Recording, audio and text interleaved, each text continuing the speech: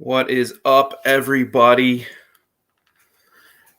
I'm Zach Cornelius here with your SEC Championship preview between the Alabama Crimson Tide and the Georgia Bulldogs. We're going to wait for everyone to pile in here a little bit.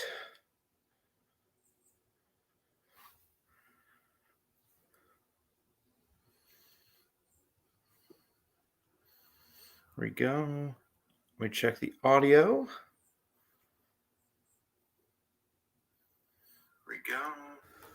Okay, we're good to go. How's everyone doing this? What is it now? Thursday? We're now a couple days away from the biggest weekend in the college football season. This week's already been crazy, but the important stuff's about to begin. So, thoughts, predictions. We're going to go into this game quite a bit here as Georgia opens up as a 6.5 favorite over the Crimson Tide. Georgia, the number one team in the country, dominant all season long. Alabama, pardon the red lips, I'm drinking some Red Powerade here. Alabama, not as dominant as we've seen in the past, but here they are, 11-1 in the SEC championship game. Few big wins over Mississippi State, Ole Miss, some squeakers last week against Auburn, Arkansas. Georgia, they played the one against Clemson, and it's a crazy stat that was tweeted out that I just found absurd as we're going to talk generally here as people pile in. Second half drives this season from Bill Connolly from ESPN.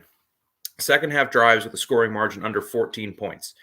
Alabama 33, which is tied for fourth with Cincinnati, Pitt, and Coastal Carolina. Georgia 6.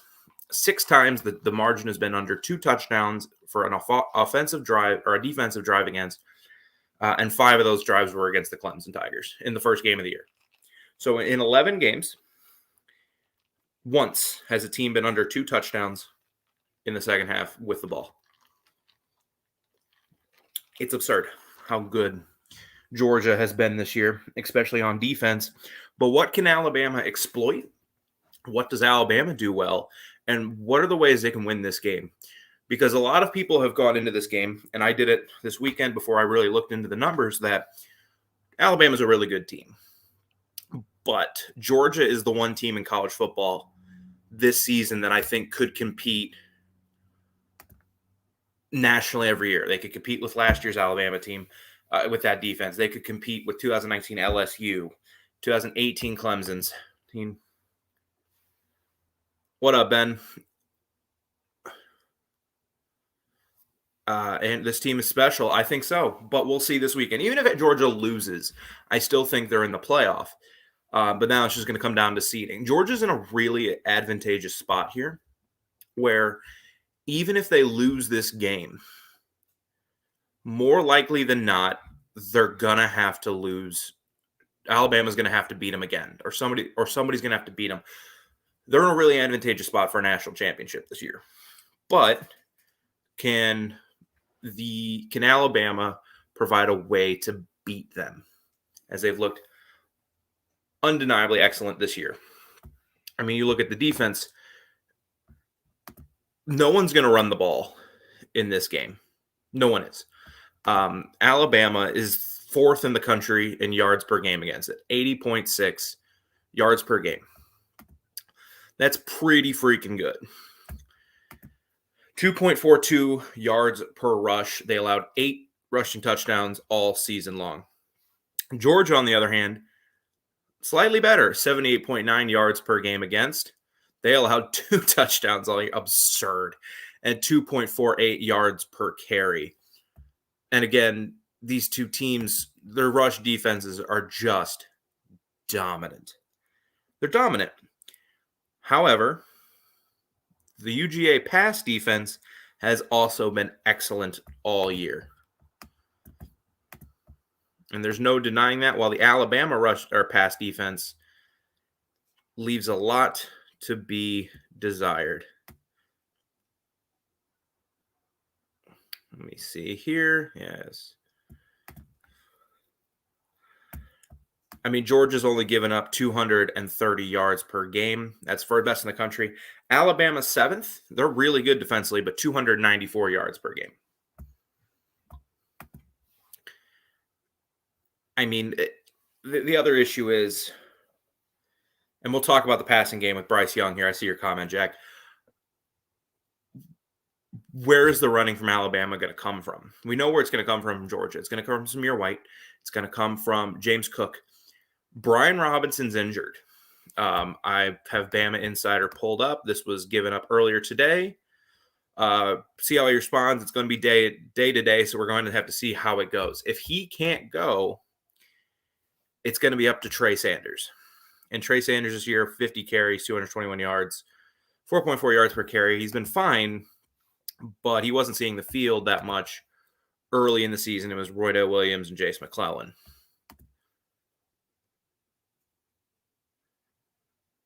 So if Brian Robinson can't go, and he's been the bell cow this year for them, and no, Brian Robinson, if you've been seeing me all year covering Alabama, he's not Derrick Henry. He's not Najee Harris or any of these guys, but he's still a pretty productive back, and that's going to be a problem if he can't go for the Crimson Tide.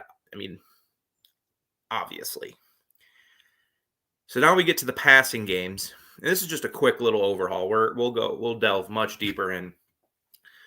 And obviously, Alabama, you look at Bryce Young and the numbers he's put up this year. He's been insane.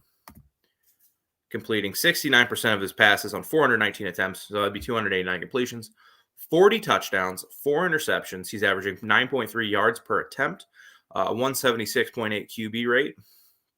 He's been incredible. He's a Heisman candidate for a reason. And while some other guys have been awesome for Alabama, Mac Jones last year was incredible, but he didn't have it as tough as Bryce Young has had it, and Bryce Young has been almost as good as Mac was. He doesn't have 4 NFL wide receivers. He maybe has 2, and they're specialists. They're not right now. We'll see what Jameson Williams becomes, but they're not, Devontae Smith, who can do everything. They're not Jalen Waddle. He had John Mechie, and Tua had 4 just absurd wide receivers. He has John Mechie, who is who's more of a slot guy. Reception. He's 90 catches this year. He's get the first down. He's not going to beat you deep.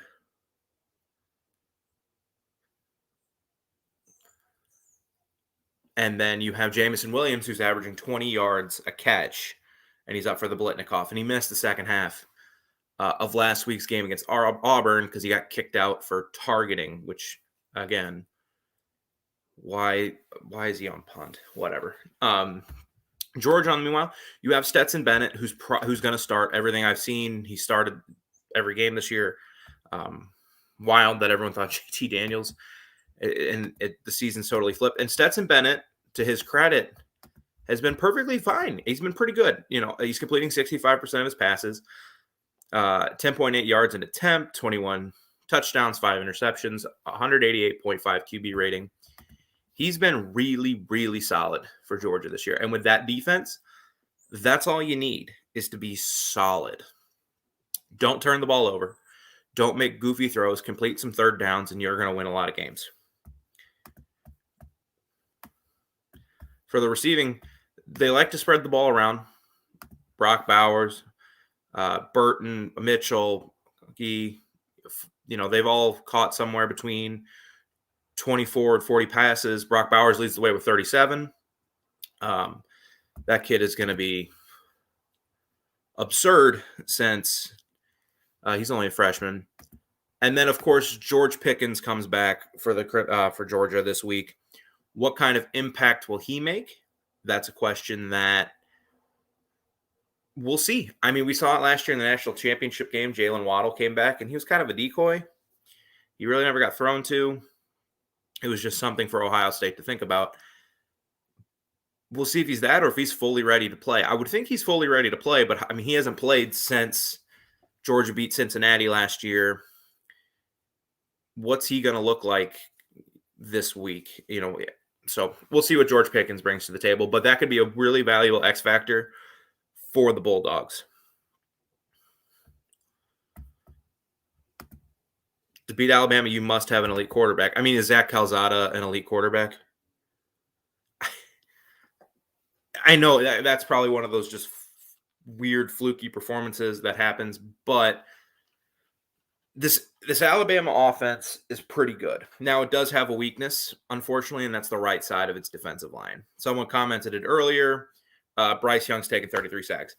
And Alabama has a top 5 pick, top 10 pick at left tackle. The right side of their line has just been getting caved in all year. And I know they've had injuries, and they've had to play a guard at center, or people are out of position. They've just kind of recalibrated things. So it's been tough. But that offensive line has been getting caved in, and that's why part of the reason Brian Robinson he isn't Najee Harris. He's not any of these guys, but he's still a really good back. You don't get to Alabama by being some, slow, whatever. So it's interesting.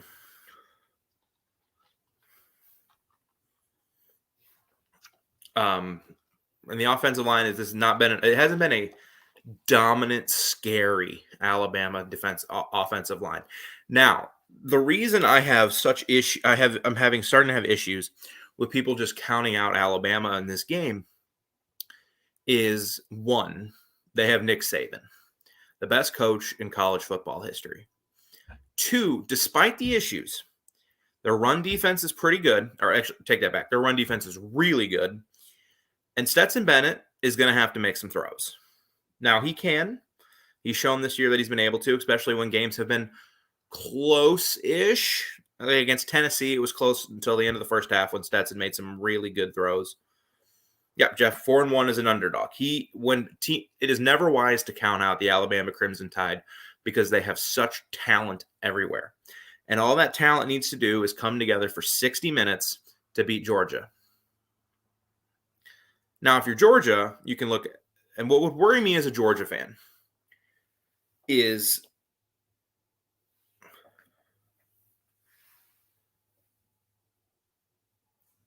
how do I want to phrase this? The thing that would worry me at Georgia is if this game gets into the second half and it's the Alabama defense is keeping the team in the game and it's 14-10, 17-14, because I don't think this is going to be – if this is a shootout, my post-game Saturday, I'm just going to sit here and not know what to say and just apologize because I don't think that's happening. But if it's 17-14, 2014, something close, one possession as we get into the third quarter, start rolling into the fourth, how does that offense react? How does that defense react? Because they haven't been in a close game all year. I made another banner with just some similar scores between the two teams. I mean, Florida, Alabama, 2-point win. Georgia knocked them off by 27, and the dam broke in that game late in the second half.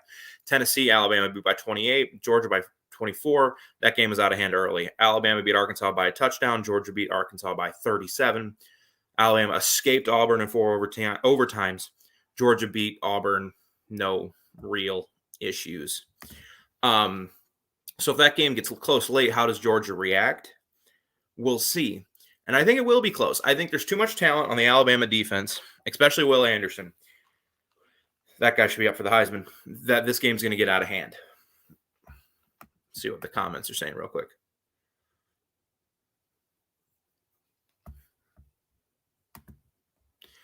All righty. So what happens then? If Georgia can't pull away, if they can't get up by 2 times, somebody said 20-10. If they're up like 20-7, 20 to, whatever, I don't think that's an issue. But if it's 20-14, even 20-13, how does that offense react? What happens if they fall behind? What if, and I'm throwing out hypotheticals here, and so not these necessarily aren't going to happen. What if first possession, Jameson Williams gets behind the defense, scores a touchdown, 7-0. They come out, Stetson throws an ugly pick, Will Anderson forces a fumble. All of a sudden, it's 14-0. What do you do? Is Stetson Bennett going to be able to throw them back into the game? And on the flip side for Alabama, you would think you have to know, especially with Bill O'Brien's offense this year, which has been –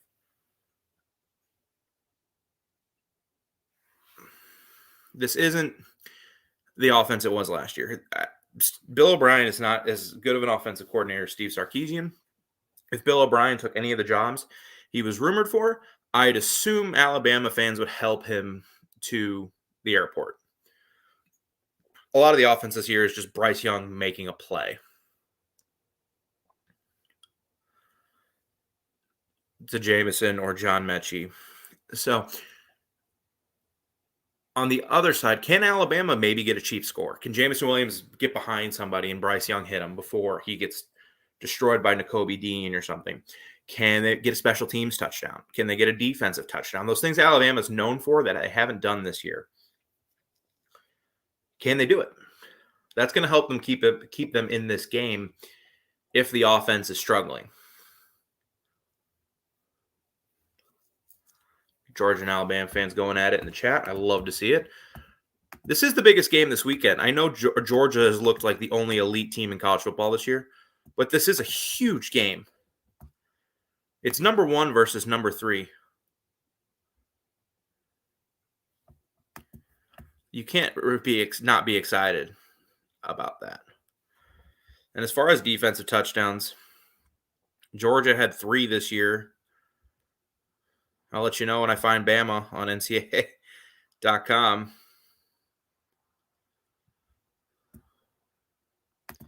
I just have like a ton of tabs open right now just to make sure I have all the information I want. Bama had 1.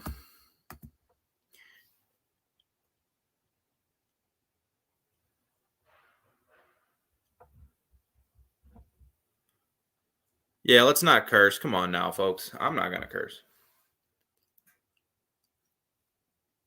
What was it, 2016? I was in college when Alabama, like every game, was getting a special teams touchdown or a defensive touchdown.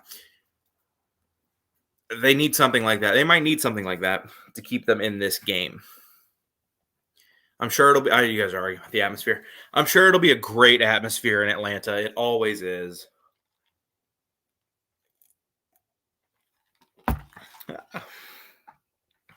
It's always a really fun atmosphere. It'll all be red.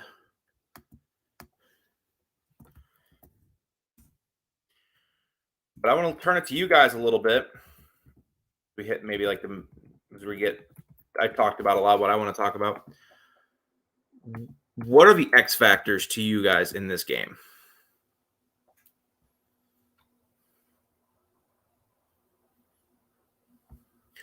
Who is the X factors? For me, an X factor, again, would be George Pickens. He's been excellent in his career. He can be a real go-to threat when he's healthy. And if that's just something that Alabama may have to worry about. I wouldn't be shocked if early in the game they take a shot. You know, they opening kickoff, Zamir White picks up 6, James Cook picks up 5, and then all of a sudden they take a deep shot on 1st and 10 or 2nd and 4 or whatever to pick and see what he's got, and maybe he makes a play.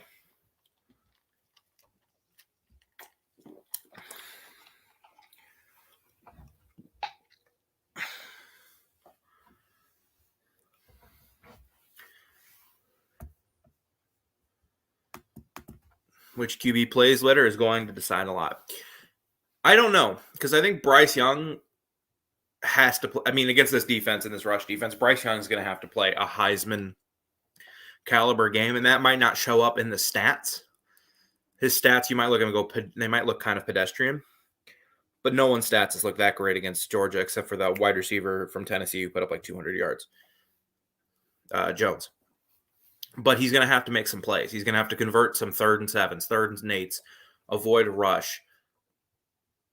And that's going to be tough with Jordan Davis pushing 2 offensive linemen into his face. But he's got Jameson Williams to make some throws. He's got Mechie. The tight ends are going to be huge in this game as safety valves. It's gonna more depend on Bill O'Brien's plan. That's what, because I don't think Stetson Bennett needs to play.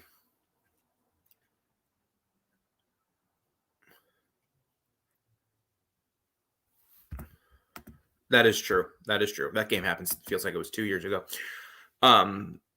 I don't think Stetson Bennett needs to play an outstanding game for Georgia to win.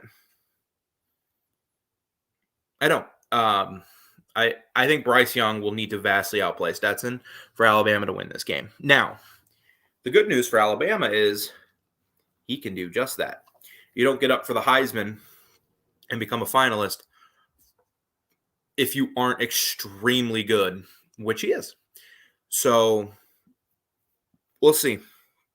I'm looking forward to that matchup. The Bryce Young versus that defense and what Bill O'Brien can plan.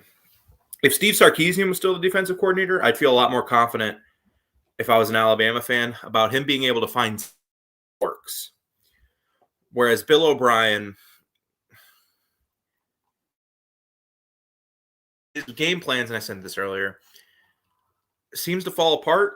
And then a lot of the times it's just Bryce go make a play. You know, it's kind of like Russell Wilson, not this year, but in past years where Russ, go make a play. You know, find Tyler Lockett or something.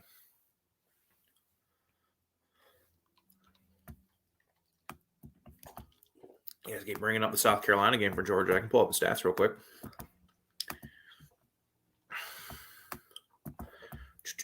September 18th, otherwise known as a decade ago. Luke Doty, 13 and 26, 153 yards. Kevin Harris, 16 carries, 31 yards. Josh Vann, yes. It was Josh Vann. Jack, it was Josh Vann. Had a very good game.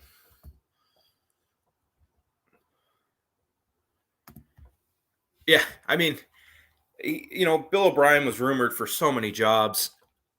And like I said, I'm sure the good people of Tuscaloosa would help him to the airport. So give your thoughts, predictions, X factors. What do you think is going to happen? You know, I'm here to talk to you guys.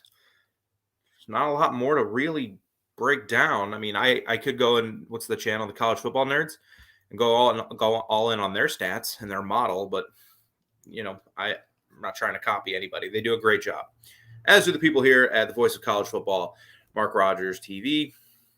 You know, we're live today on the main channel, the SEC channel, Alabama channel, Georgia channel. I run the Alabama channel, help run the SEC channel, sort of.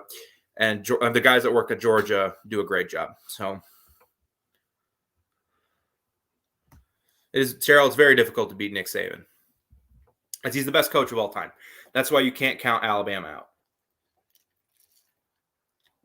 You just can't.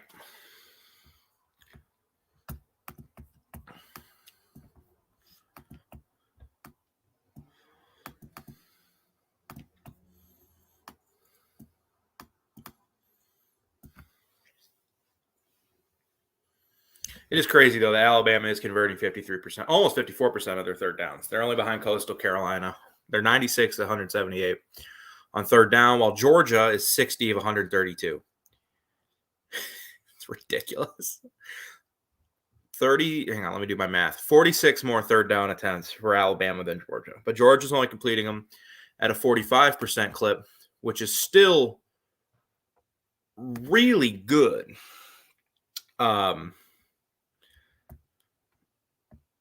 You know, it's good for 20th in the country behind Mississippi State, Minnesota.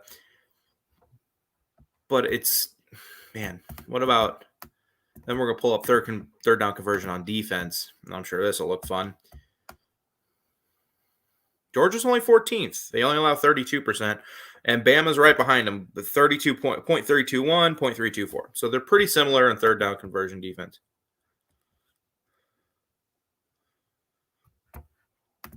I just saw the report he's going to play. Let me pull it up. I got, what website is this? Sports Illustrated. And let's see, injury report. It says George Pickens knee in. I didn't see anything more than that. I just have the injury report. I don't have Coach Kirby Smart's comment. I mean, Brock Bowers is a matchup problem for everybody. And I don't know if it's being overlooked as much as the Alabama run D is really good. Even in the games where Alabama has struggled, defensively, like for instance, the Arkansas game. That was KJ Jefferson, who I will note wasn't healthy for that Arkansas or for the Georgia game. He wasn't. I mean, he had something with his knee. And if he's healthy, does Arkansas put up a ton of points? No, they don't. But do they put up like 10 points, 13 points? Maybe. But even against Alabama, Traylon Smith, who's a good running back, 9 carries, 42 yards. Dominique Johnson, 9 carries, 23 yards. It's combined, that's 18 carries for 65 yards. The Alabama run defense was not the issue. I mean, what, you want to pick a different game? Okay, Texas A&M, 34 carries, 153 yards. Or that's for Alabama. 27 carries, 94 yards for Texas A&M. Isaiah Spiller only averaged 2.7 yards a carry. So the Alabama run defense is good enough to stop them. Now, can Stetson Bennett make a couple plays? Maybe about Georgia. We'll see what happens. He's good to play. So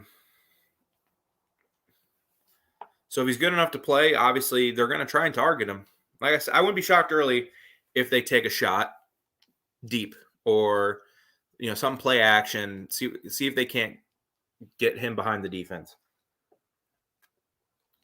Or maybe he's just simply out there to decoy.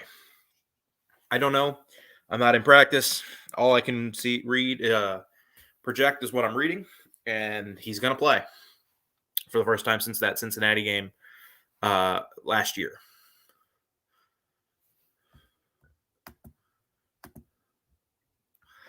And of course, the key matchup is that Crimson Tide defense, their offense against that Georgia defense.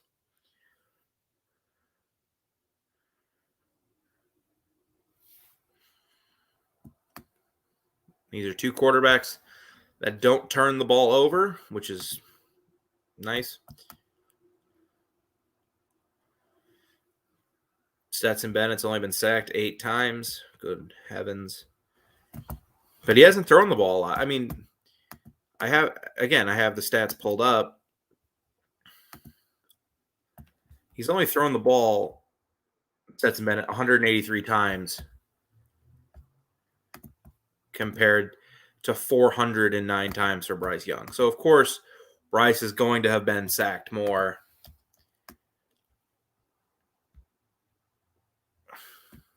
He's on page 3 of NCAA.com. 112th in the country. He's been sacked 36 times, lost 233 yards in sack yardage.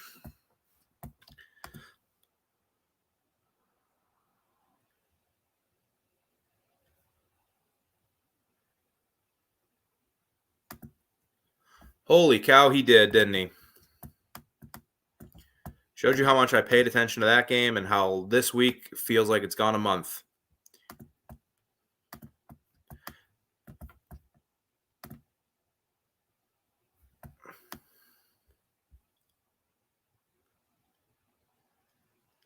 He had 1 catch for 5 yards. So, yeah, he's back.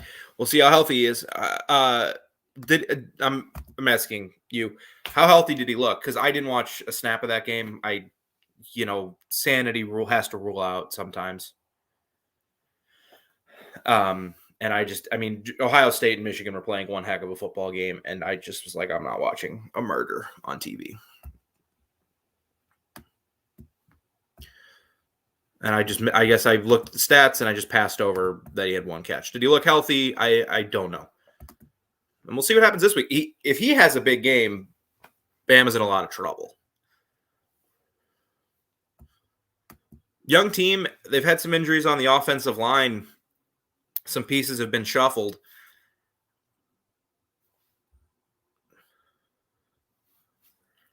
And again, it's the right side. The right side of that line against Auburn, it got caved in.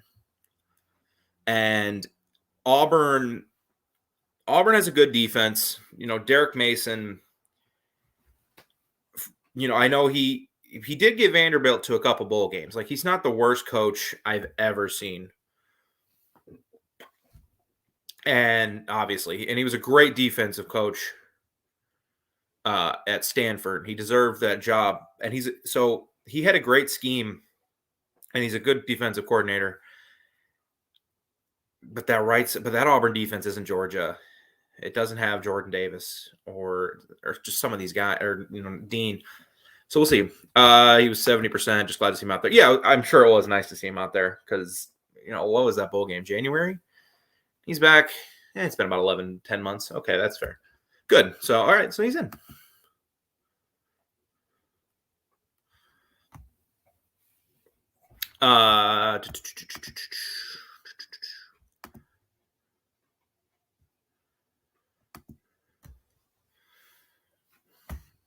What did Florida do to Stetson Bennett to affect him?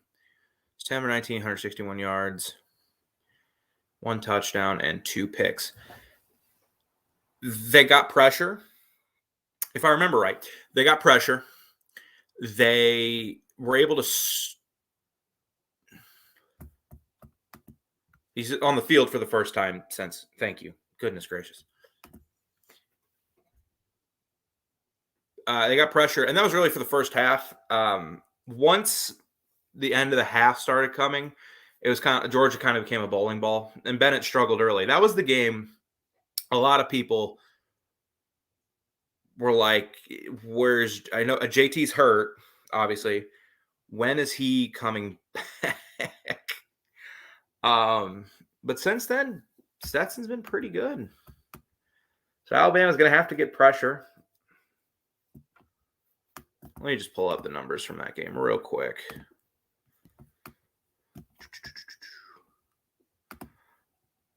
No, you silly computer. That's not what I wanted to do. I accidentally clicked the Vanderbilt stats, and there's nothing to be gained from that Vanderbilt game. Nothing.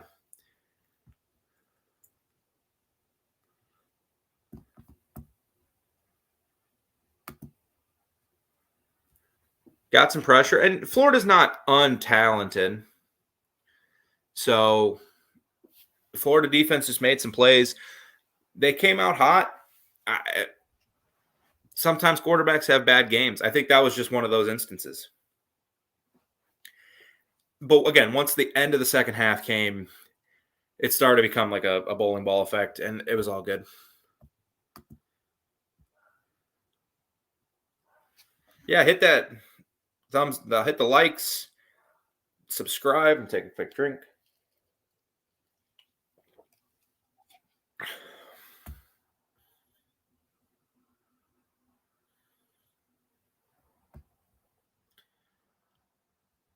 Unfortunately, he is hurt a lot. Coming into the year, he came out last year and he had strong games against Missouri and a couple of games to end the year. And we walked into this year with Georgia. I remember going, if not this year, when? Alabama is going to be great still. And they still are an awesome team. But they're going to lose. They lost a lot. Clemson was going to take a step back, and they have.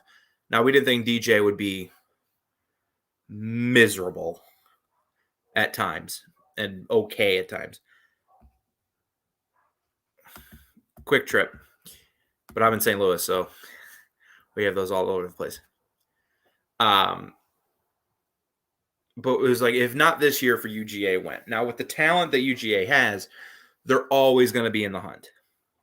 But with JT Daniels, they have a good quarterback, and this was before the season.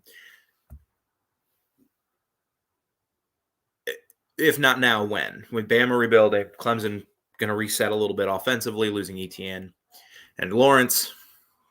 Who else can compete with Georgia? And then after the 10-3 game, let me just answer some questions real quick. So I have Bama Insider pulled up. And an article written an hour ago about Brian Robinson. They're doing I'll give the exact quote from Nick Saban. We're doing some things with him in practice and see how he responds. It's going to be day to day, so we're just going to see how it goes. So there's your answer. And JT Daniels, they got, even though I know they had a ton of wide receiver injuries, but they still have enough. Their defense is going to be really good. If not this year, then when? And they were pretty dominant, and Stetson Bennett was okay. JT was pretty bad against Clemson. But that Clemson defense is really good. It's really, really, really good. So you could kind of excuse it. And then they've looked dominant ever since. And ever since that Florida game, Bennett's been pretty good. I mean, I know against Missouri, 13-19, 255 yards, 2 touchdowns in a game where Zamir White struggled, McIntosh struggled. James Cook was pretty good, but 4.6 yards per attempt isn't going to kill anybody. Against Tennessee, 17-29, 213 yards and a touchdown. I was at that game. And while the stats for Stetson Bennett don't look great, early in the game, especially when Tennessee went down and scored a touchdown like that, early on, Stetson was able to make some throws, get some first downs on 3rd and 4s, 3rd and 5s. That kept the Georgia offense on the field, and eventually they just wore down a Tennessee defense that had lost a lot, of course, over the offseason to the transfer portal, didn't have the depth, didn't have the talent to keep up with Georgia. I mean, you look at the time possession of that game. It was ridiculous.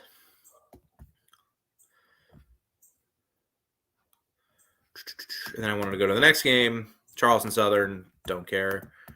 I'm not gleaning anything from that game. And then against Georgia Tech, 14-20, 255, 4 touchdowns. So Stetson's been pretty good. And he's doing the thing with that defense, what you have to do. Do not turn the ball over. You cannot turn the ball over. Which, if I remember right, let me go back to College Football Reference. He had some issues with last year. Yeah, 6 picks in 8 starts.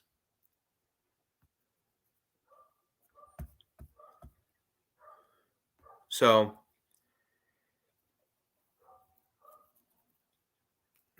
let's go back to the comments. If Georgia can't run the ball over 3 yards a carry, they're going to lose. Yeah, probably. I mean, if they're putting Stetson Bennett with Will Anderson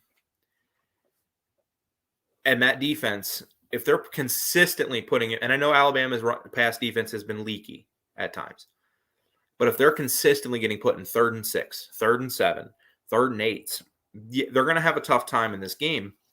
And honestly, I wouldn't be shocked if that were to happen. I don't think this is going to be SEC championship. Yeah, I'm trying to think. This isn't going to be a high-scoring game. I don't think this is going to be a blowout.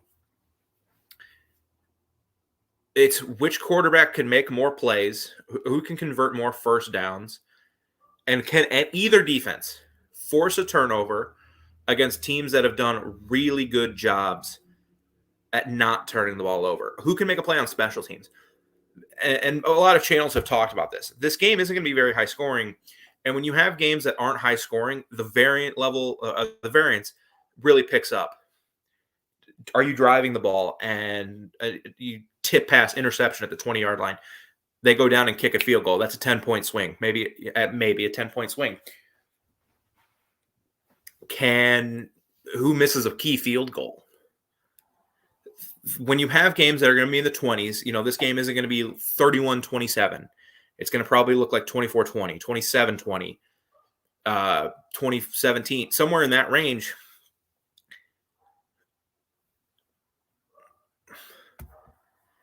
The variance level picks up, and then who knows? So something goofy happens. All of a sudden, you're looking at a flip of the result of what you expect. JT Daniels would be great. I mean, that'd be kind of funny. It wouldn't be the Jalen Hurts story, because that was crazy. That was one of the coolest things I've ever seen, where Tua replaces a benched Jalen, leads come back against Georgia, and then Jalen replaces a benched Tua or injured Tua. I don't remember. Was he injured or I know he was beat up. And Jalen comes in and leads the comeback. But JT Daniels is a pretty. I mean, he was a first round projected pick coming into the year which, by the way, all those picks. Who was it? It was Rattler. Matt Corral wasn't like a first round guy. I know people were high on him, but I know he was not. He wasn't like a. Who else? Sam Howell. His offensive line has gotten him killed this year. So we'll see what happens with these two.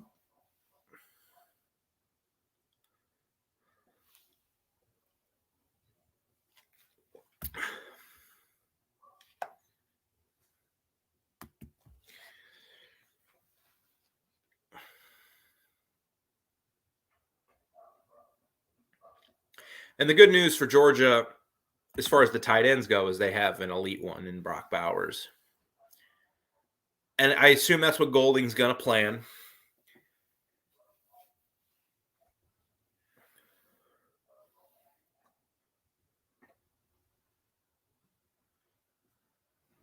Yeah, looking at Eric's comment here. Very physical. They will win. Unless you punch Georgia in the mouth the last two times they played, and Georgia whimpered and folded. I mean, this will be the first. If Georgia wins the national championship this year, this will be the first time a team has won a title with an unremarkable quarterback since Jake Coker. Because you had Mac Burrow, Lawrence, Tua, Deshaun, and it was Coker, and before that was Cardale, and then you had Jameis, AJ back-to-back years, and Cam. So yeah, I mean, good quarterback play has been really key for national title winners. I think this year we've seen the offensive schemes that have come into college football, and you're starting to see get put in the NFL. Defensive coordinators are starting to figure out how to stop it a little bit. Now, and you talked about getting pressure on Bennett. For anybody that watched the Ohio State-Michigan game last year, what you saw was Aiden Hutchinson take over a football game defensively. That's what Will Anderson's going to need to do.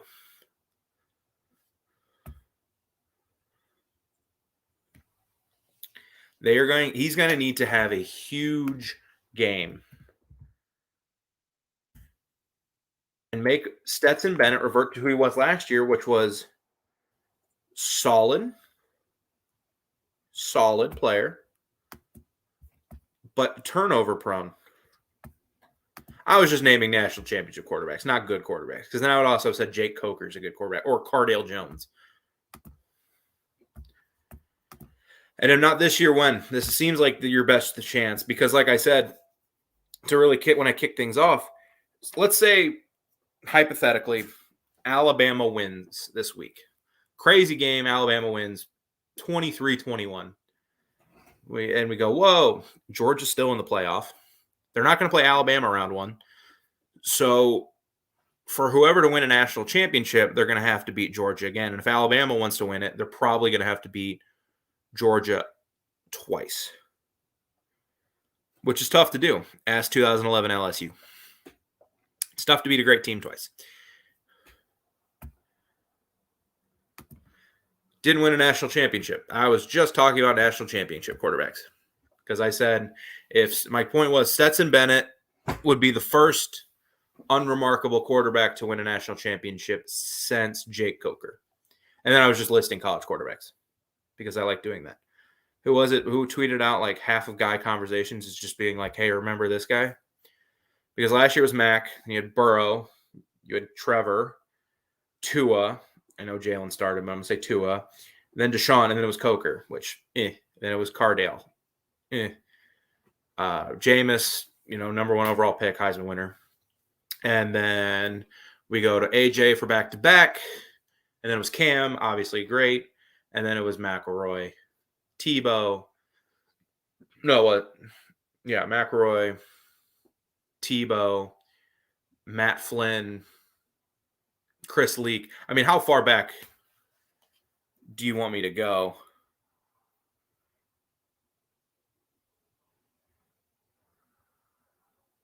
I mean, I can go back pretty far.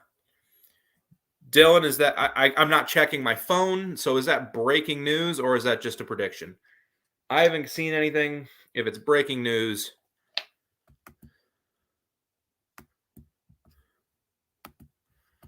that'd be something.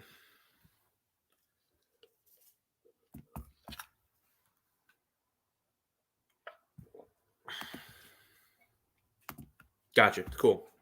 I was like about to scramble to look at my phone.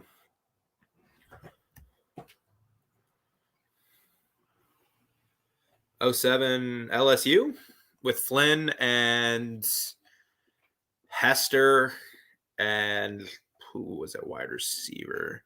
Yeah, '07 LSU. And Matt Flynn, you had Jacob Hester. I see Ray just with his the bowl predictions. What do you had? Missouri in the Music City Bowl? They're not putting a 6-6 team in Music City. He's been excellent the last few weeks. And really, I'm going to pull up the numbers real quick. Alabama hasn't had issues getting to the quarterback. Anderson, 13 sacks. Mathis, 6 sacks. Turner, 4.5. Toto, 4 sacks. Byron Young even has 2. Christian Harris has 1.5. They haven't had an issue getting to the quarterback. It's that when they haven't been able to get to the quarterback, they've been getting burned. And we saw it. I mean, last week, they played better. They played a lot better last week, but I don't want to give them too much credit because TJ Finley was playing on one leg, and it was TJ Finley.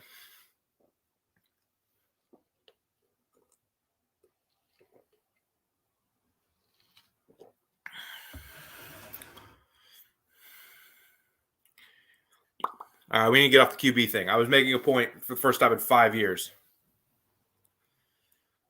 Or 6 years, whatever. I know, back in 2007, it was okay to have not good quarterback play. I'd be saying this year's Georgia team, we'll see moving forward if they win a title, is not having an elite quarterback like Stetson Bennett. Is it a outlier? Because Georgia's got, of course, God, what's his name?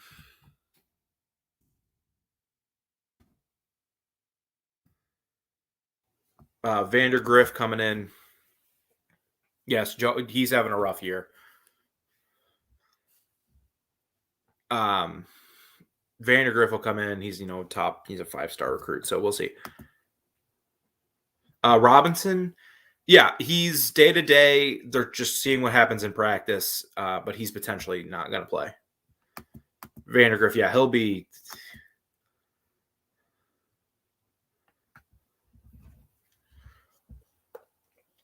he's going to be something, in my opinion. We'll see. Will this be an outlier, or can more teams rely on elite defense? Now, this is if Georgia doesn't lose 2 games or lose in the playoff. When they play, Cincy or Oklahoma State or whoever in the first round, and then whoever they play in the championship, whether it be in Alabama, Michigan. Prediction on the Big Ten title game. I can do that real quick. I haven't thought of a number. I'm going to go Michigan 27, Iowa 10.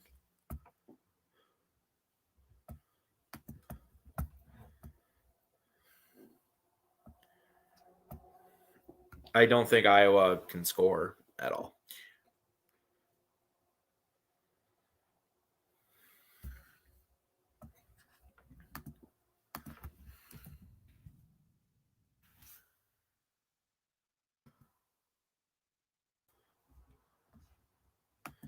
Yep, Stockton is a 2022 command. He's a 4-star, though. Whereas I think Vandergriff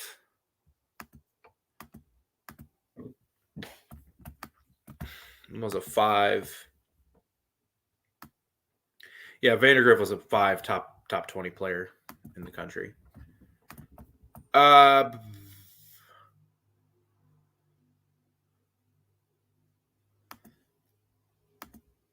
be honest, I don't know. I like following recruiting, but I'm not like looking up highlights and stuff. 2019 LSU. Because that 2019 LSU is putting up 30 points on anybody. And I don't know if Georgia could put up 35 points on that team. 2019 LSU is marked to be called one of the best teams of all time. And that team had what?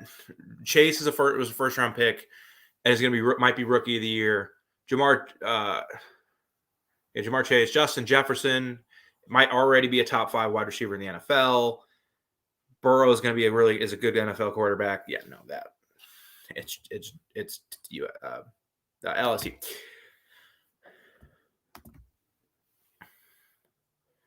I tend to agree, but we'll see. I tend to agree with you, though.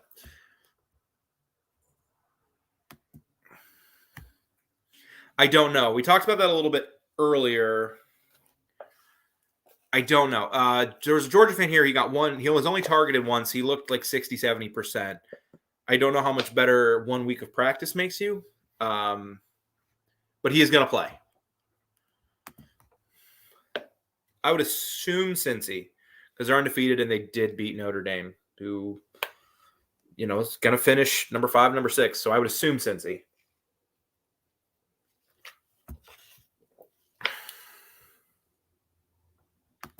No. We've seen them not this year, especially with an interim coach. And I don't think they don't have Georgia's defense. And Jack Cohn has been very solid this year, but he's not an elite quarterback. Although I do like Marcus Freeman for Notre Dame. I really do, but we'll see.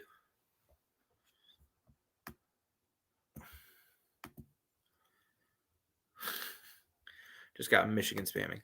Now, that is a great question that I can't answer because I don't know. I would say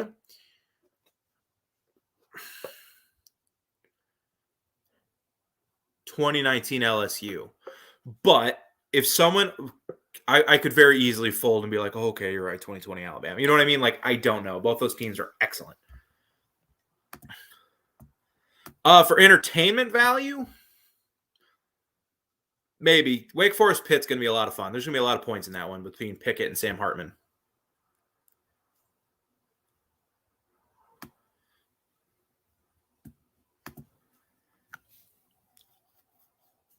I think Cincy's pretty safely in. The only way I can see Cincy out is if Alabama wins.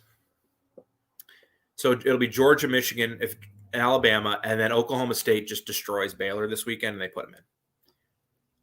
Which would be unfortunate for Cincinnati, but I haven't yet. I'm going to wait till the end of the video. They were. That offense was amazing to watch. It was kind of like when Lincoln Riley started out with OU, where they're doing things that I had never seen before offensively. Now, of course, it helps when you have Kyler Murray or Joe Burrow and those wide receivers, but man, they were so fun.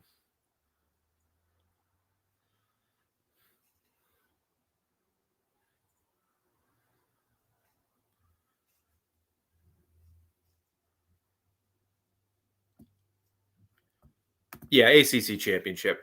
The Alabama Georgia is the most exciting game this weekend, and I think it's going to be close. I don't think it's going to be a blowout by any means. I think Alabama's defense is way too good, but I think if you're looking for entertainment, like you want to watch a 50 points aside game, the ACC championship, yeah, that's your game.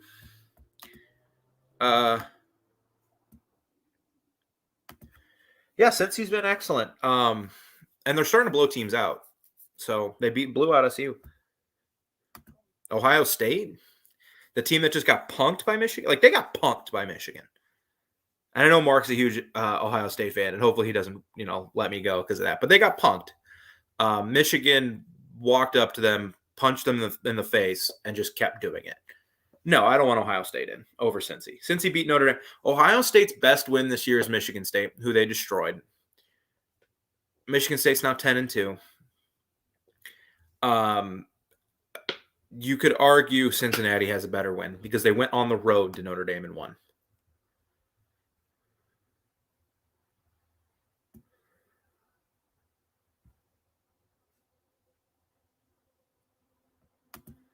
I believe so. If I remember all my bull stuff right, I think so. No, they weren't good enough. They played two teams this year that won that for some reason when they played Michigan State, they went down 14-0 quick. And I know Kenneth Walker was a little injured, but Mel Tucker panicked and they decided to just keep throwing the ball. Michigan and Oregon were the only two teams they played that could lean on you with elite running games and very good offensive lines, and they both punked Ohio State. So I agree. Georgia would punk Ohio State. So would probably so would a few teams.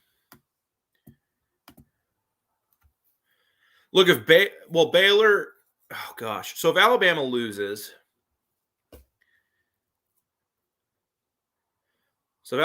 they're out. So then you got Georgia, Cincy. Baylor loses, so Okie State would be in. Does Michigan still get in? No, Notre Dame would probably get in at that point.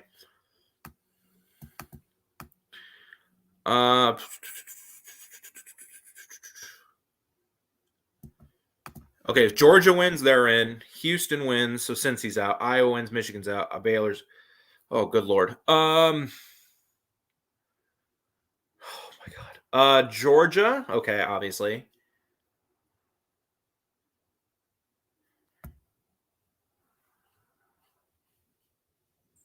Oh, goodness gracious. Okay, so Georgia's in.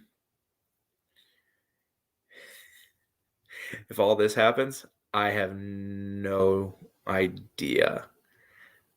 I would think maybe Alabama would get it. I don't know. If that happens, you're looking at maybe like Ole Miss getting it. I have no clue.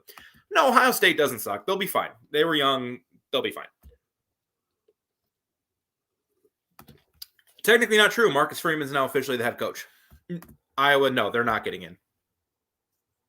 They technically do have a head coach now.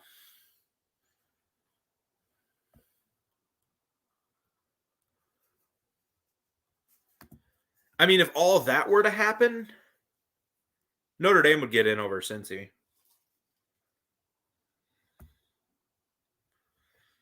Notre Dame would get in over Cincy, but goodness gracious. If all that chaos happens, oh my God. You're probably looking at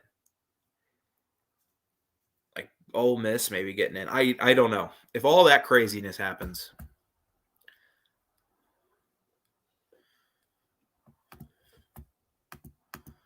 Seen a lot of people coming in. Give your thoughts and predictions. What do you think is going to happen in this SEC championship game? We've started talking about the playoff a little bit, some of the other games, but I'm here as long as you guys want me here. So if someone tells me to get off, I'll get off. But if Mark texts me going, hey, you're here too long. This is a chance to be a really interesting game in Atlanta.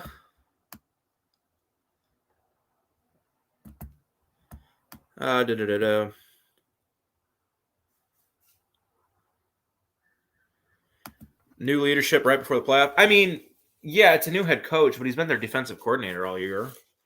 So it's not like they brought in some new guy. I mean, but who else do you put in? Like, it's a 1-loss Notre Dame against 2-loss Bama, 2-loss Michigan. I think you would put in Oklahoma. Who do I hire? At this point, I don't know. Maybe Matt Campbell. Matt Campbell seems like your most likely option, but we'll see. Largest chance of an upset. Cincy. Oh, goodness gracious. Goodness gracious. I would say probably Houston over Cincy, but Iowa is interesting because they can force turnovers, and Iowa just has some weird things that happen when they play. And also, Michigan's coming off the biggest win in what, 25 years? Like, that was a huge win for them. And how will they react to the next week against against a team that's physically also trying to impose their will?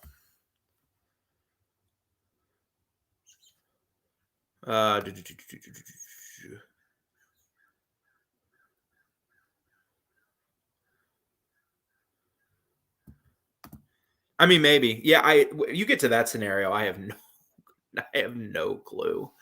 That would be cool. That would just be nuts. And it could I don't want to say easily happen, but it's plausible. These teams just have to be better for 60 minutes. And upsets do happen, not in the frequency you see in college basketball, but upsets do happen.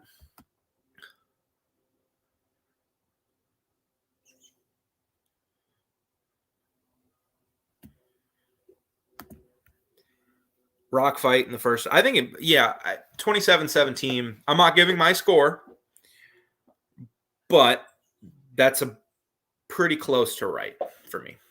I think that's about right.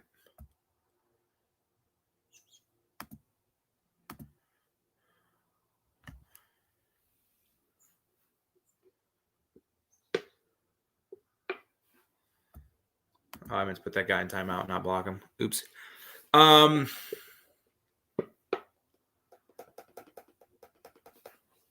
Yeah, and they'll do whatever they want. And it's a shame, but Robert, I see you with your Michigan stuff in there. I'm just yeah, they're insane. Dabo's a very good coach. He's a good coach. There's no. Can I undo that block? Yeah, screw it. Yeah, Dabo's a great coach.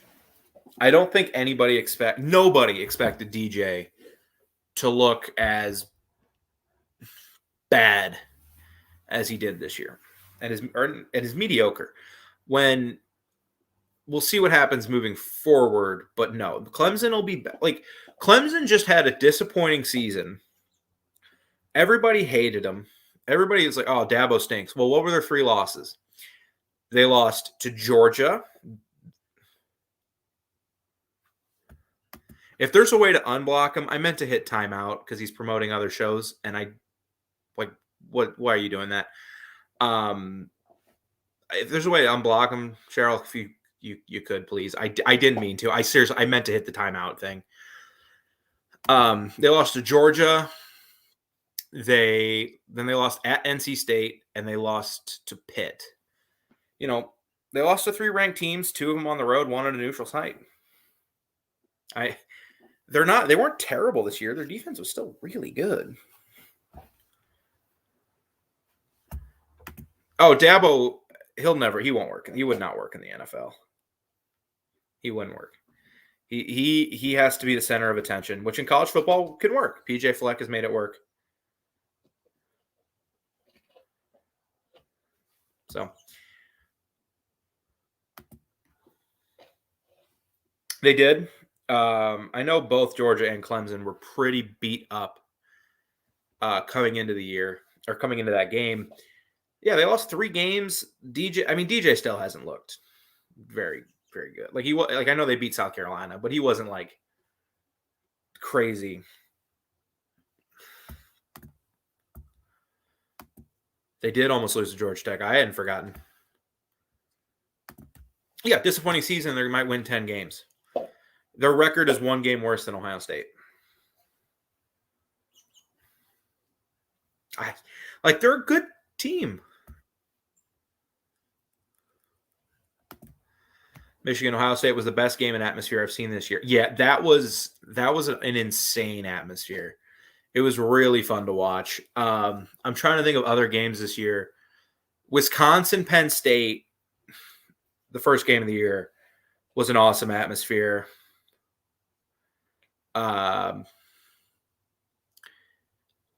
It was just at 11 a.m. because of Fox. So Wisconsin, I've been to Wisconsin. It's awesome.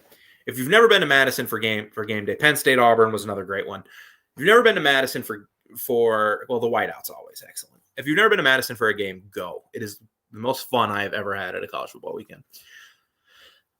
Georgia, Michigan, Cincinnati, Oklahoma State. Yeah, I think that sounds about right.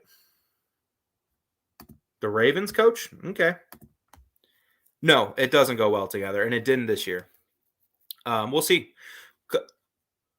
We'll see what happens next year. I mean, I think what we're realizing now, too, is Travis Etienne had a big part of that offense.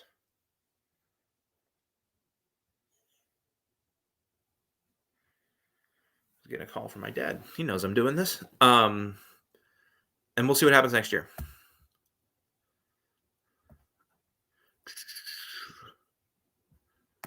Me? No, I'm not an LSU fan.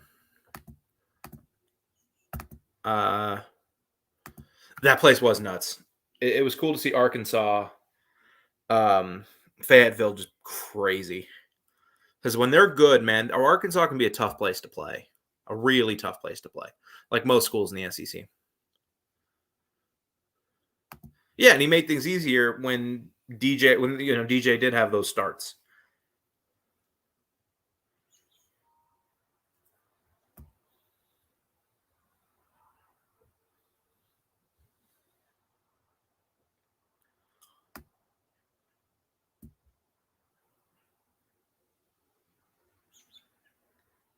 Talking about Ohio State. It was a blessing to see, and I know Mark's a huge Ohio State fan, so it's fine.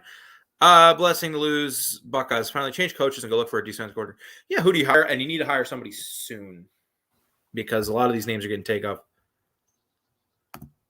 They sure were it used to be. That's why Texas and Arkansas still hate each other, as you comment along with Texas. Yep. When they brought in 91 with South Carolina? So, yeah, Jeff Hafley really was a good defensive coordinator for them. And God, what was the guy's name? Kerry Coombs? Just not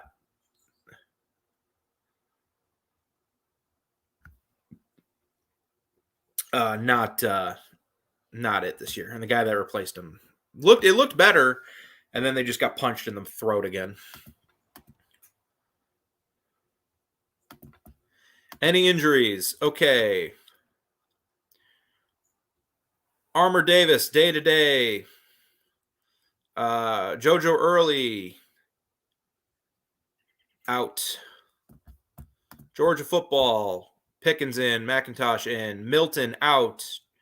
Harris Jackson, questionable. Wyatt in, Nolan Smith in, Chris Smith, questionable. Jermaine Burton in, Jack Saint in, Robinson in, Blaylock in, Arian Smith in, or out.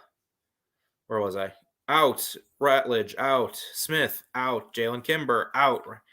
I could give you more. I do have I have the injury reports pulled up for injuries.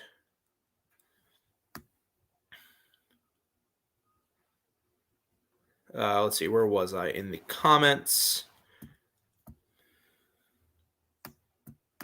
Yeah, watching Arkansas play Bama or some of these other teams. Arkansas only had one bad game all year, and that was Auburn. I think everyone can agree, even Arkansas fans, that's a game they should have won, and they didn't. They played pretty badly. But their other losses, they lost to Alabama on the road, okay. They lost to Georgia on the road, yeah, okay. And they lost to Ole Miss by 1 point on the road. Okay, there's not 20 teams in the country better than Arkansas. There might not be 15 teams better than Arkansas. Treylon Burks is going to be a problem at the next level. Marcus Freeman was the defensive coordinator at Notre Dame. Now he's the head coach at Notre Dame. And he was the D coordinator at Cincinnati last year. Sellier, that's how you pronounce his name. Let me just pull it up. He's questionable.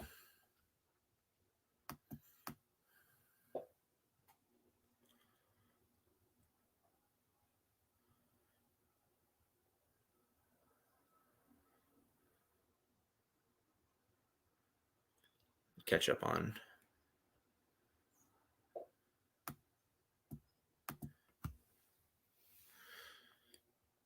Yeah, there's so often it does seem like the rankings do go by win-loss, and I know that's going to sound really dumb and not based on competition. Like a 7-1 pretty good ACC team will be ranked higher than a really good 8-2 SEC team or 7-3 because that team lost to Georgia, at Mississippi, and Alabama.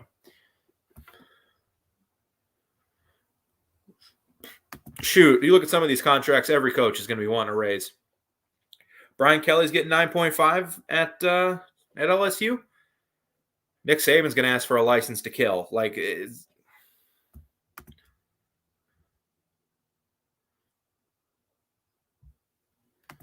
No. They don't go undefeated, but I don't think they're a 6-loss team. The defense is legit, and Ritter's a good quarterback. Now, they don't go undefeated. They don't, just with the week-to-week grind, but they're not. In the West, they're okay. 8-4, I could see 9-3, 8-4. Oh, I think everyone is, because it just leads to fun.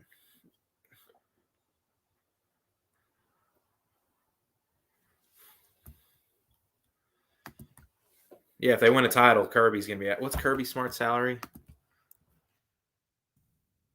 What's the state of Georgia paying him? Kirby Smart salary. 7 million per. Okay, 7 years, 7. Okay, yeah, that number will be going up.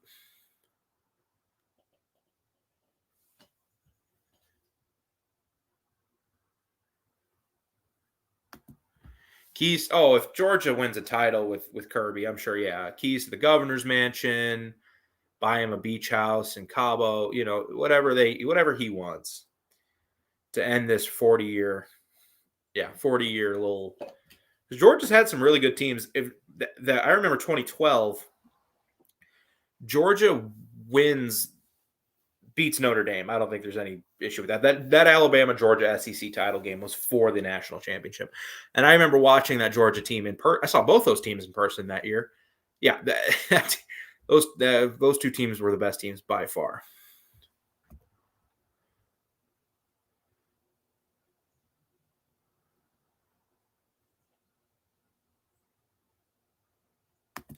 Yeah, I could see 8-4, 9-3. I agree.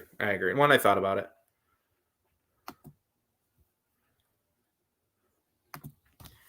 I haven't given my prediction yet, but I think the way I've talked, and I know you just got here, I definitely am leaning towards picking one side, but I was going to wait till the end. But it should be a really fun one. I'm really looking forward to this game. 3:00. I'm going to have that game, obviously, on the big TV. And I'll be back here. Let me say that real quick. After the game, I don't know if I'll be on the main channel, but I will be on the SEC football channel. I'll be on the Alabama channel. I don't know if I'll be on the Georgia football channel. I doubt it, because I'm sure the Georgia guys over there who do a great job.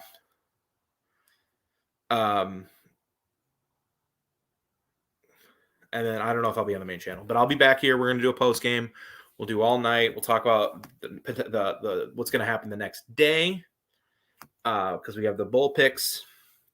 And then I'll probably come live on Sunday after the bowl selections, and I probably won't do a long show on Sunday, if I do one at all. But we can go for as long as we want in this one.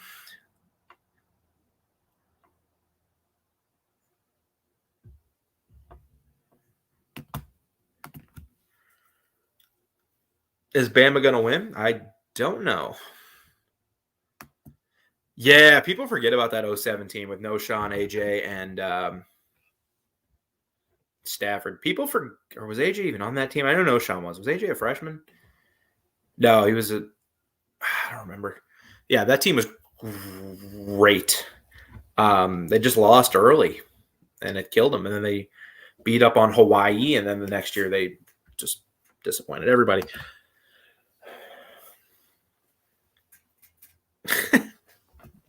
That speech, I'm not a Georgia fan, and that speech had me going, let's go.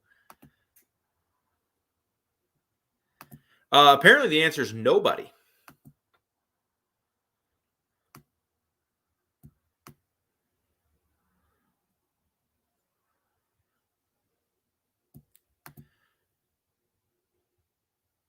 Yeah, I can see your line of thinking there. I really can. And I may agree with you.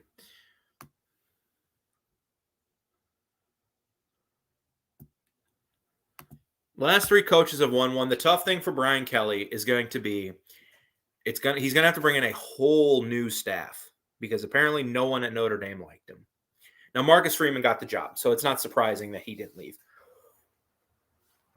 Spelled with an H, sir. He's going to bring in a whole new staff. Tommy Reese didn't want to leave. The running backs coach, like no one wants to leave. So he's going to have to build a whole new staff on the fly before signing day. We'll see what Garrett Nussmeier or what Max Johnson is a quarterback. I don't think the odds are that high.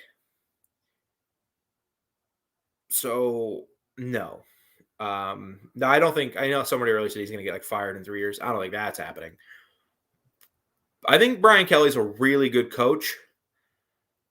I don't know about this fit, though. I just don't.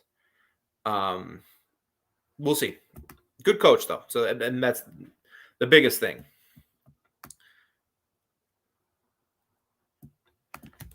It's awesome. People have compared – I've said this. Thank you. I couldn't remember. People have I was 12, so that was 13 years ago. I don't remember what year AJ Green came in. I say this every week I've been on. People have been comparing this year to 2007. Crazy year. South Florida was number 2. Boston College with Matt Ryan was number 2. South Florida with Matt Grothe, might I add. Mizzou got to number 1. Kansas was number 2. It felt like every week, literally every week, top 5 teams were going down. But that year ended with LSU and Ohio State playing for a national championship. So even in the crazy years, the best teams, the power programs that are in it, no, all those 4 of those are crazy, and 3 of them aren't. Clemson, Ohio State, and Oklahoma aren't making it.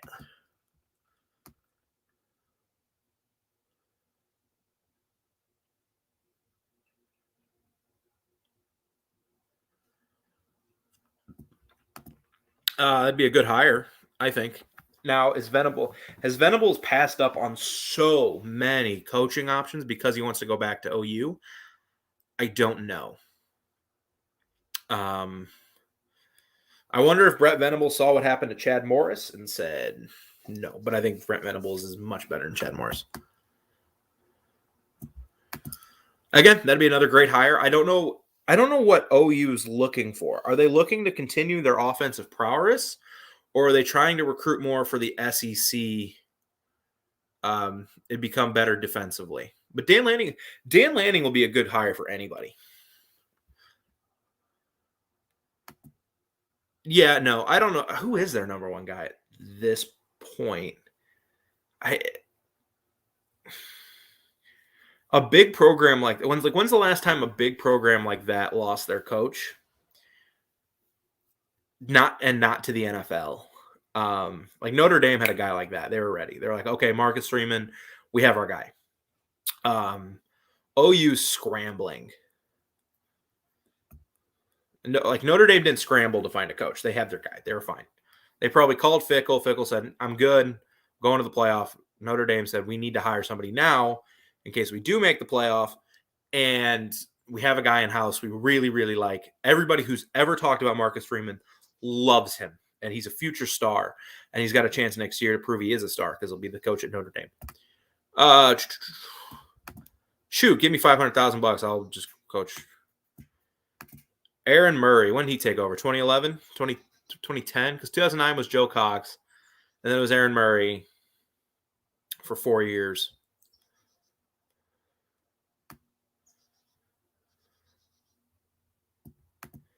I do. I need to. I have so many of these posters, and I don't have that many frames. And they're not just comics. I have a ton of movie posters. I have a few more. The next poster I want is the movie Metropolis from 1928. It has a really cool poster. And it's a very good movie, silent era movie.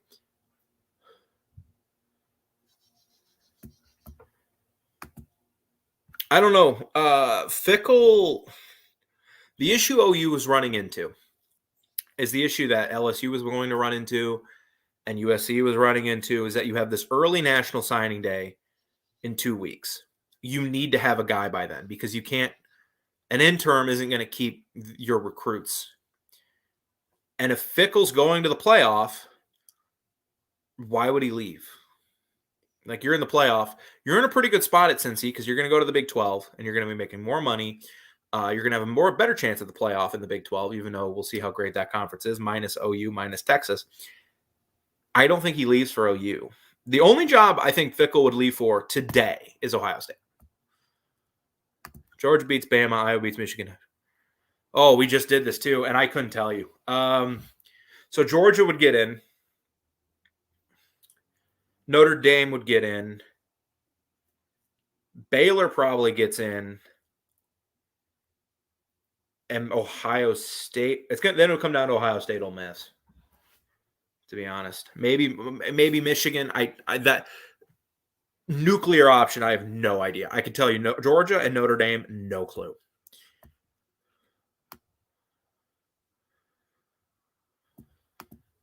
Yes, it was. That was a super fun year.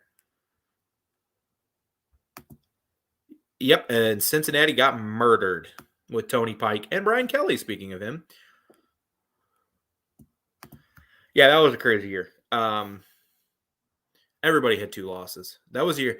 I think Ohio State lost at home to Rashard Mendenhall and Juice Williams at Illinois, and Ohio State's in the second or third last game of the year, and they still made the national championship game. LSU lost in the last game of the regular season and still made the national championship game because Missouri and West Virginia lost on championship weekend. That year was nuts.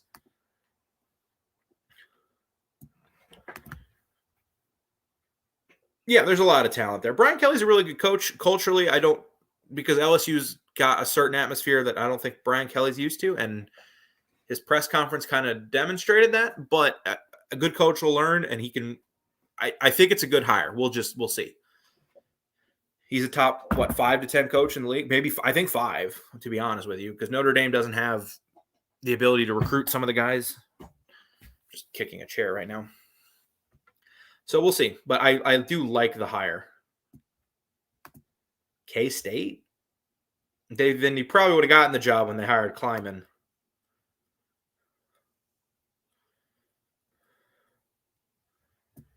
Oh, goodness gracious. Next year?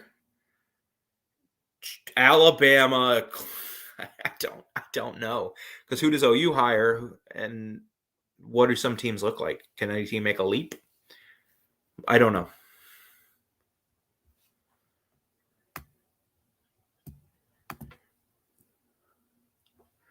That's also true. He's kind of in the same situation as Jeff Lebby is at Ole Miss, where Lebby's probably going to get a G5 job. Because a lot of Ole Miss's success is going to get credited to Kiffin.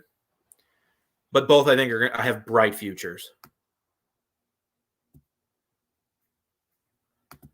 Matt Campbell, yeah. I mean, that's probably been reported on at this point, right? Like they're probably looking at Matt Campbell.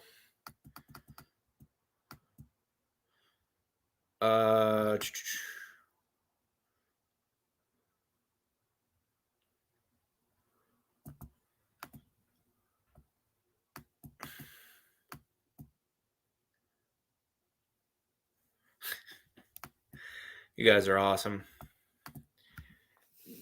No, when you have a team like Iowa State and you have the talent they don't have the talent of Oklahoma, Texas.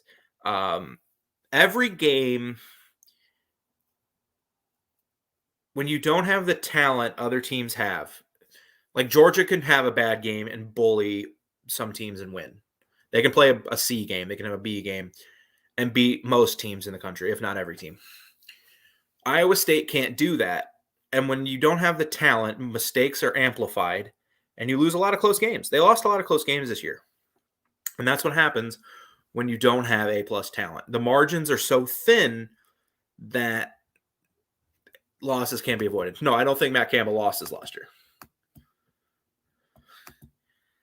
Yeah, fair enough.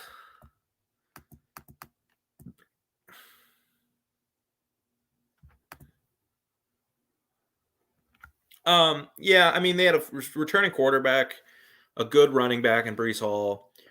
Xavier Hutchinson's a good wide receiver. They had guys at every level on the defense. I understood why they had a lot of preseason hype, more than I understood North Carolina's preseason hype.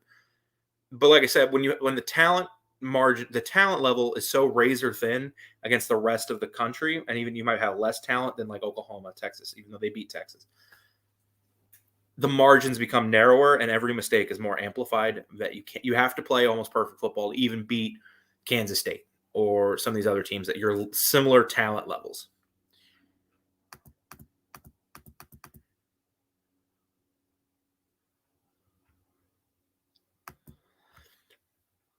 I think because I think Lincoln recruits really well, and their defense has gotten better under Alex Grinch. It was better last year, and it's gotten better this year than it was like when Baker Mayfield was there.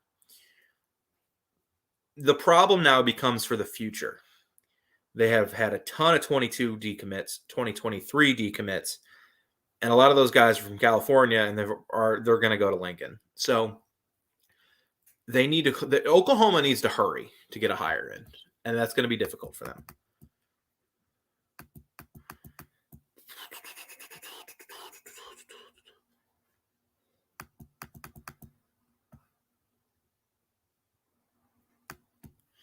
What is Ryan Day's salary? I don't know. He got an extension last year. He's now the 13th highest head coach. Next year, $7.6 million for Ryan Day.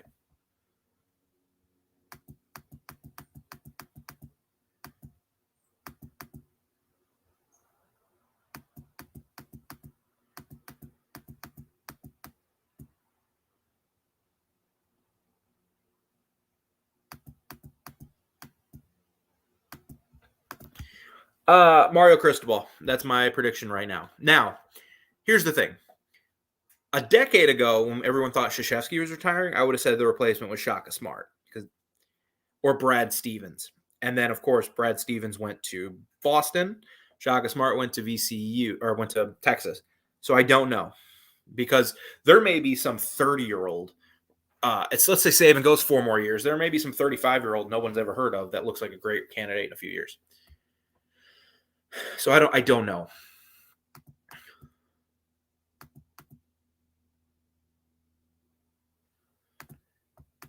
Yes, they lose Traylon Burks. They're going to lose Grant Morgan. They're going to lose Bumper Pool. They might lose. I don't know. Will they lose Catalan? I don't remember. I think Arkansas takes a step back next year. Now, I still think they're going to be really good. They should have been 9-3. They should have beaten Auburn, and they'd be going for 10 wins this year. So I think it is a bit of an overreaction, although they're set up nicely moving forward. But I think they take a bit of a step back, just a bit. Maybe instead of 8 wins, they get 7. But they also don't have to play Georgia next year. They do play BYU, which will be fun. That'll be a fun game.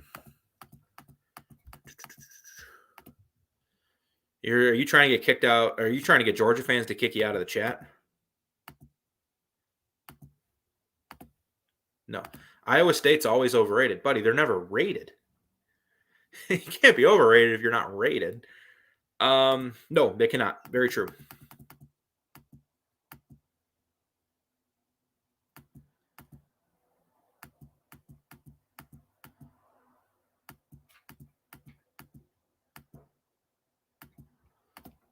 Yes, they are. We'll see.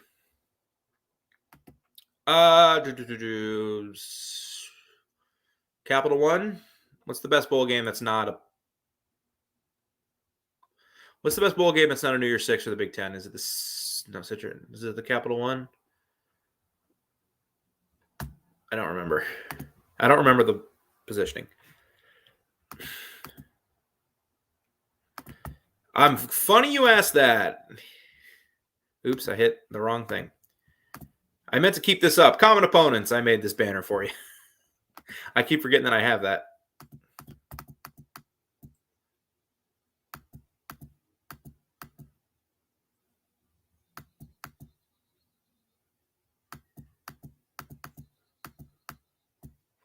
Let's see. I don't know. He's going to have the issue that Aiden Hutchinson's going to run into this weekend is he probably needs to get another few sacks, not a few, but a couple sacks, and we'll see how much Iowa throws the ball. Yeah, who hates Wake Forest? Like that's like hating,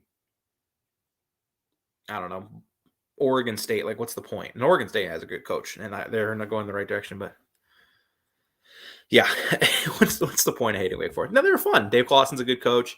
Sam Hartman's a good quarterback, and I know Clemson. You guys beat them pretty handily, but they should have beaten Auburn. Ole Miss. I mean, they lost to a team that's in the top 10 on the road, so I'm not holding that against them. The Auburn one I hold against them. They should have won that game.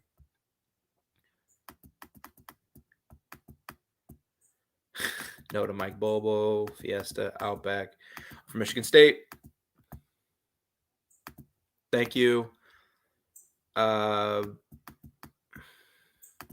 be a fun game. They were ranked. Oh, God. Preseason college football rankings.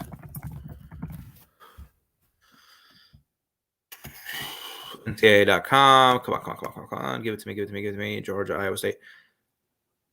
They were not ranked 5th. Stop it. So I think they were like 7th, or I think they were like 8th or 9th.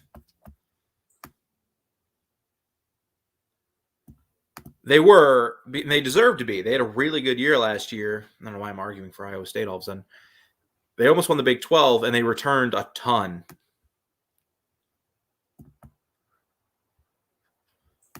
Uh, 50-50. I don't know.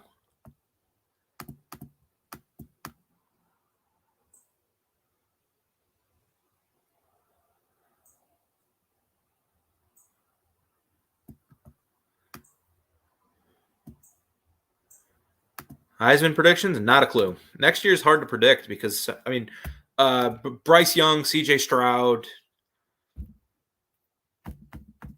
I don't know.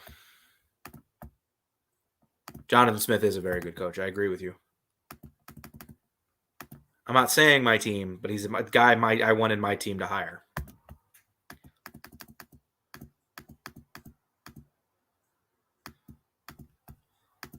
They should. I mean, Corral was banged up. They were playing like walk-ons at every receiver, except for like one receiver. They're missing a tight end. They're missing linemen. Ole Miss got beat up.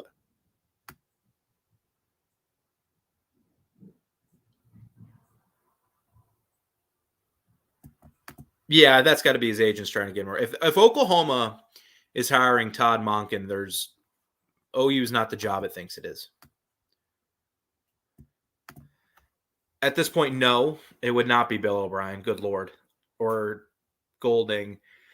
If Saban were to retire, I would say probably they would probably go after Mario from Mario, but Alabama could hire anybody they want, except maybe Dabo, Ryan, maybe even Dabo, Ryan Day, and NFL coaches like Mike Tomlin. Fine, I'll admit it. I'm a big Missouri Tigers fan, as much as that stinks.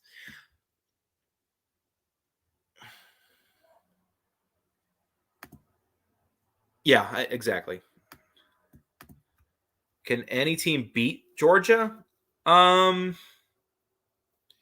not going to say no, because every team that's going to make is going to be a really good team, but none of them will be favored, and none of the point spreads will be like particularly close.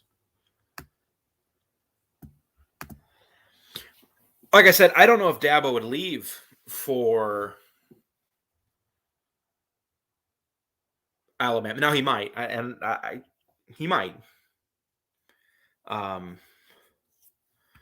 we'll see. Dabo, I think, is also Dabo's a weird guy sometimes, so I don't know.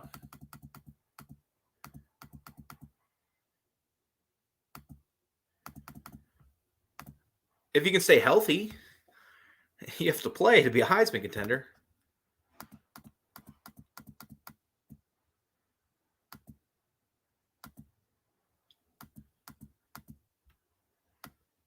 He does need to clean that up. He's an excellent recruiter, and we'll see how that continues, because now that Lincoln Riley's out there and there's another good recruiter in the West, we'll see if Oregon keep picking off pieces from California. But Mario's a good recruiter. I think he's a good coach. He needs to clean it up, though. You can't lose to this Stanford team. You just can't. Losing on the road at Utah is fine. That happens. Utah's a really good team, and it's a good program. It's a very underrated program. But you can't lose that Stanford game. If you don't lose that Stanford game, you're still probably in the playoff hunt. Or you still are. And excuse me, you're not probably. You are.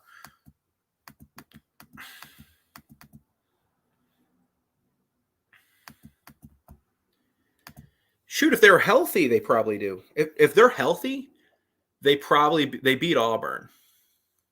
And what? Now they're 11-1, and they're right in the thick of it now. They got beat up by some injuries in the middle of the season, and it cost them. They win that Auburn game, they're in the playoff hunt.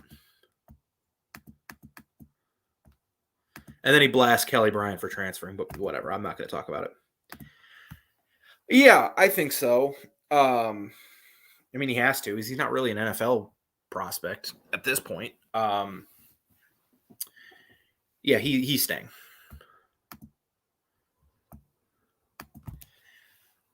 Oklahoma State? Well, I'm just trying to think, because to beat Georgia, you're going to need good quarterback play. And if the teams that looked like it's presumed to make the playoffs, Michigan, Oklahoma State, Cincy, who's going to get the best quarterback play out of Spencer Sanders, Desmond Ridder, and Cade McNamara?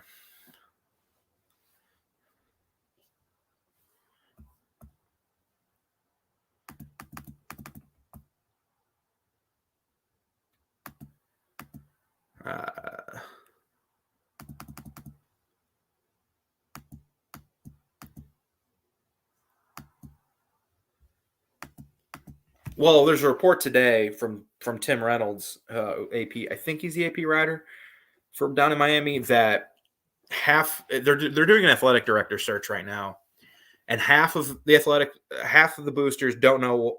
None of them will know what they want to do. No one knows who's in charge or what the hierarchy there is. And half of those people want Manny Diaz gone. Half of them want Manny Diaz there. So who knows what's going to happen in Miami? Yeah, but last season, Alabama played Georgia, and it wasn't particularly close. Now, that they did play after the JT Daniels switch, so that's something to note, but I can't really glean anything from last year. Okay, I saw that comment. I'm going to laugh, but I'm not going to tell you which one I'm laughing at.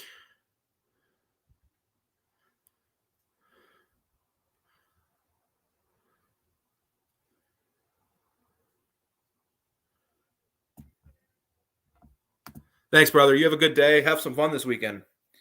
Yeah, I could talk. I talk to myself in the shower. So, and someone knocks on the door and is like, "What are you talking about?" I'm like, "Oh, well, I'm just talking about if Utah can win the." So, thank you so much. Have a good weekend, man.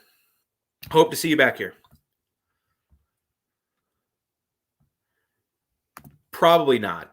I don't think really anybody does, if I'm being honest. But again, you have to be better for 60 minutes, and some weird things can happen. Yes, because Oklahoma State's run defense is outstanding. Most underrated defense in the league. I tend to agree. They've played really badly in some games, and people will write it off of, well, Auburn's a big rival, and weird things happen on the Plains. Yeah, true. Well, Arkansas, I'm like, guys, we can't keep making Florida. We can't keep making excuses. And trust me, I'm one of the people that was on the Alabama channel. Yeah, Pickens probably stays. I know I'm just getting some of these comments, guys, but you guys have been awesome today. Thank you so much.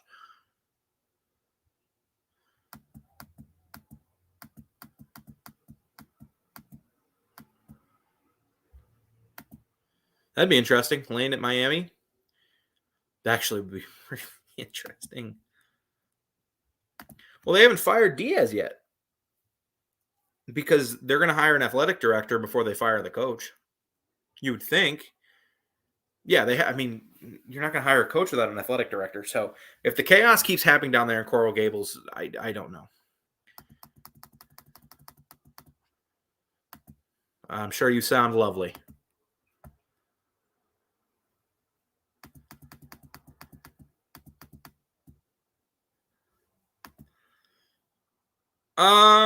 Georgia, Alabama, Michigan, Michigan State. Yeah, probably those are the top four.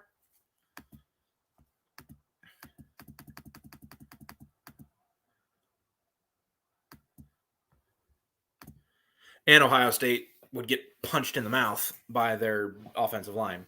Look, Ohio State's a good team, and I don't think they're going anywhere in the national landscape of college football. But they played two teams this year that could punch them in the mouth, and they lost to both of them and gave up 40-plus points to both. Ohio State's issue this year was never yards. It was turning those yards into points. Against Penn State, they struggled to convert field goals or red zone drives into touchdowns. Oregon, they had some issues, and against Michigan, they had those issues. They kicked 2 field goals in the red zone, and they lost by 15 points.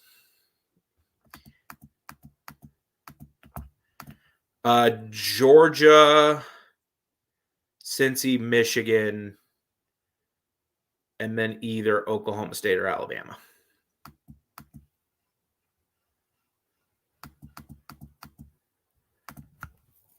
This is a terrible QB draft. I would take Pickett. This is a terrible draft.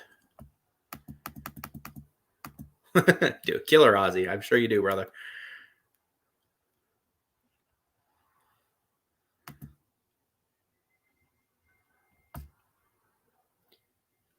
I think if that's the most likely scenario, that's the most likely playoff.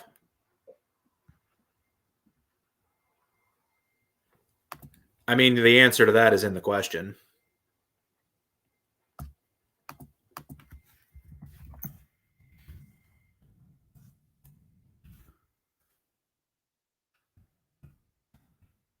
You're right. They did score 35. Still, CJ Verdell in the running game just punched him in the mouth. The front seven makes up for it, and a lot of the QBs they played, I mean, Hendon Hooker hit a couple deep shots. Who else that they play is going to hit deep shots? Mizzou is missing their starter, and Bazelak's pretty bad. Bo Nix, I don't know. Yeah, I was just saying that they don't know what they want to do. I don't. I'd rather see Cincy.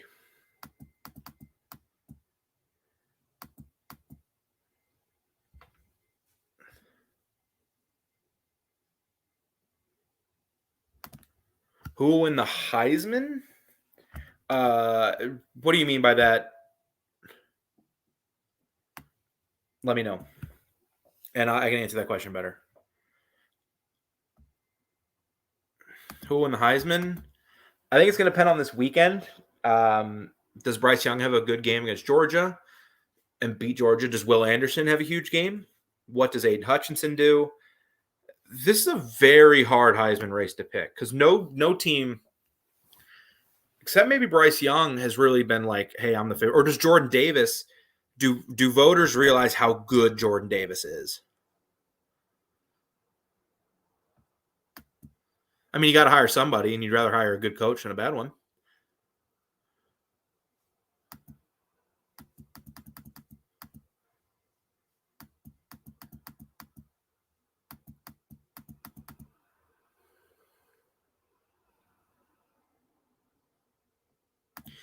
They were, but Kenneth Walker was injured. He had an ankle issue. And they fell down 14-0 early, and Mel Tucker panicked and said, well, we're going to stop giving it to our Heisman caliber running back, and we're going to throw the ball with Peyton Thorne, and it didn't work. He panicked. It's happened before. Paul Chryst used to panic when he had Jonathan Taylor.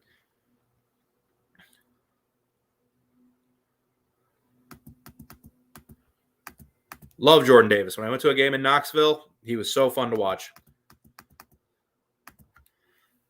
I don't know, because behind the scenes, and it got kind of toxic in Gainesville. So I don't know. Well, one of these top teams, could I see Dan, Oklahoma hires somebody and he goes to Oklahoma as OC? Maybe. Does Does Brian Kelly hire him? I don't know. Or does he get a job at another school?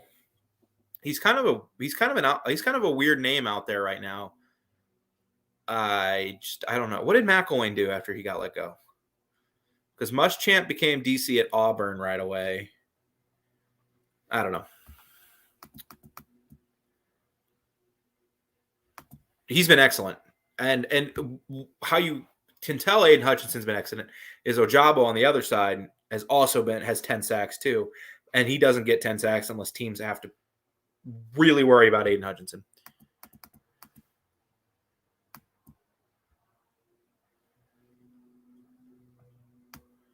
Where was I? There I was.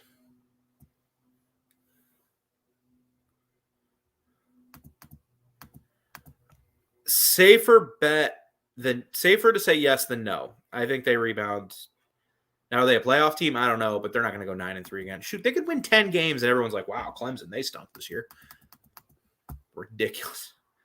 Mel Tucker, another. Yeah, maybe. Number 1 draft pick, Hutchinson, the Oregon defensive end, Thibodeau. I think your top picks right now. Everyone should. It's super fun.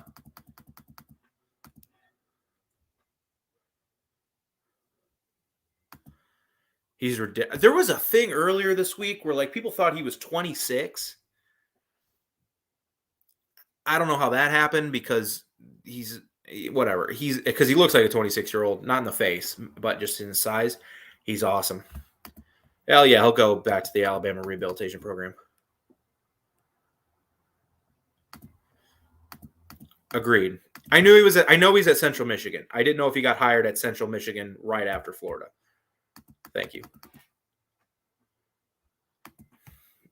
Josh, is he up for the Duke job? I thought Duke hired somebody. Duke football coach.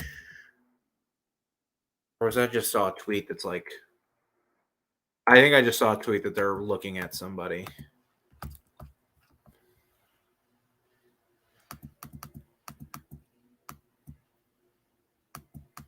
I know he was at Colorado State, and then he went to Florida. I just didn't remember when he got fired at Florida in 2017. If in 2018 he was right at Central Michigan. I just didn't remember.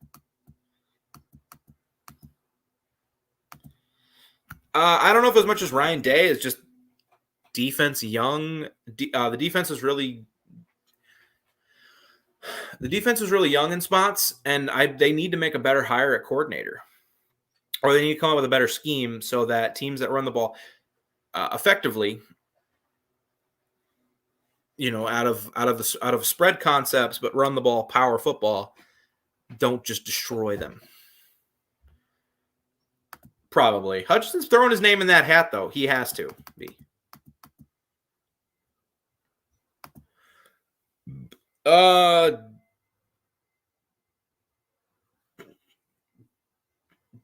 Tennessee.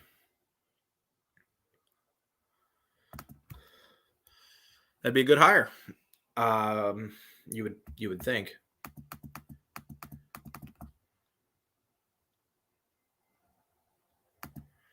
Okay, since we're getting close to 2 hours, I'll keep going for a little bit. I'm having fun. I got nothing until like 6:30. I'll go ahead and give my prediction. I think Georgia wins this game. Let me go ahead and make a banner. My prediction. I can flash it anytime anybody asks. UGA.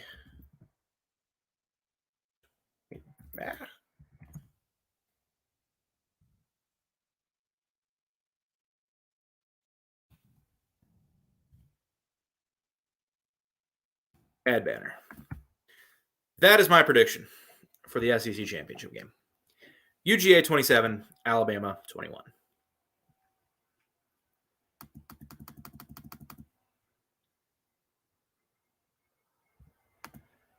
He might be still. I mean, maybe he texts me, Zach, you need to get off because you're talking for way too long. You're having too much fun. Let me see. Let me look through my messages. Nope, nothing.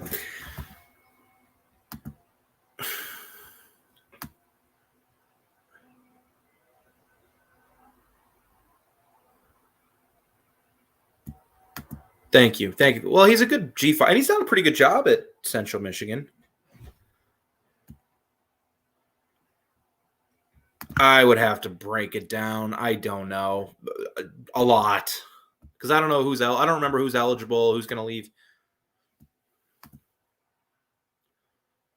All right, Christopher, we're going to stop with that for a little bit.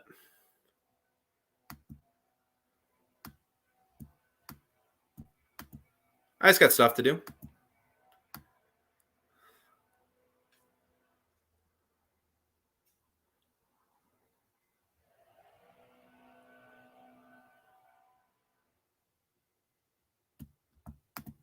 Yeah, I don't think if we're talking about Mullen, I don't think they hire Mullen to be.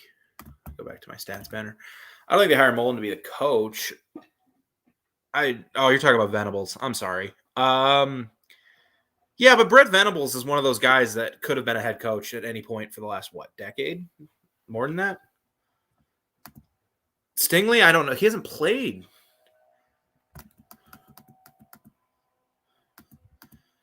Probably. That was such a stupid hire. They should have hired Tony Alford.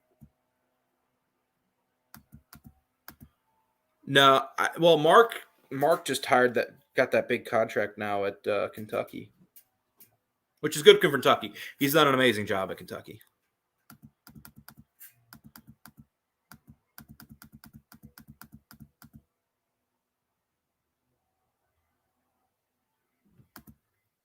Honestly, no. I just thought, okay, Alabama's offense is going to be able to get a few touchdowns or a couple touchdowns, but Georgia's probably going to win. So I just kind of picked a score. I don't do any of that. Coach of the year, probably Kirby, right? Like probably Kirby. Ohio State has multiple first-round picks at wide receiver. Here's the thing with coaching and home run hires. I don't think there is one anymore. I like some of the hires, but like Lincoln to USC thinks a really good hire, but I don't think there's such thing as a home run hire anymore. Because I thought, and my thought on that changed when Tom Herman went to Texas. I thought that was the perfect hire for Texas, and he flamed out with some really good seasons, and he flamed out. So, and I thought I didn't think Dan Mullen would be a great hire, and I didn't think Mel Tucker would be a very good hire, and he's done excellent. So, if you were to ask me now, no, but they're talented enough to be able to. I really need to catch up.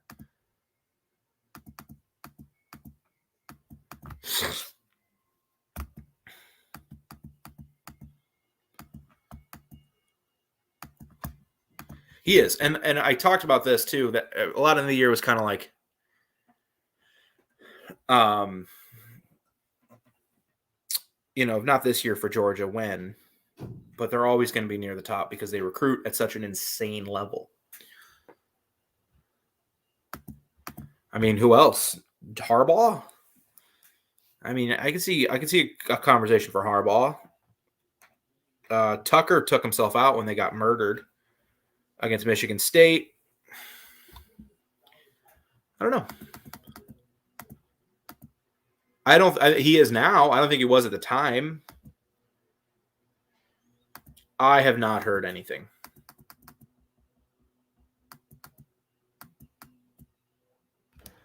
Shoot, the pay keeps going up like it is? Yeah.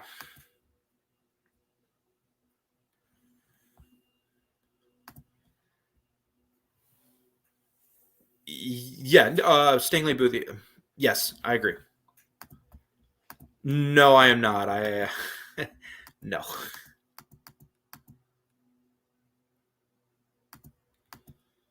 Man, when you guys beat OU, I really did think that was your year. That was a great game, too. Lincoln kind of blew that one, in my opinion.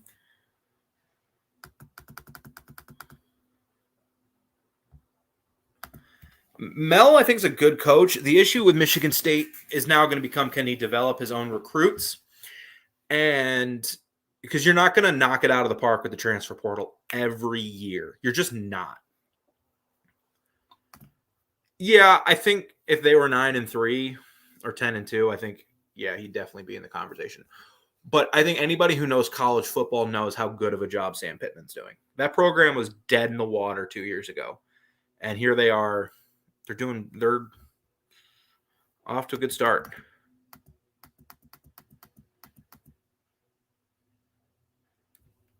I think Kirby left right when the revolution in college football came, where offenses were just getting better.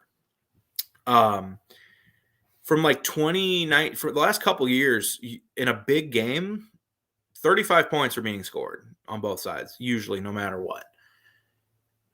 Unless you just had a terrible offense like 2019 Georgia with Fromm against LSU. But in big games, points were always going to be scored. And so I just think that that's when he left, and offenses become more complex. You're starting to see QB play become better because now there's such an emphasis on the position in high school.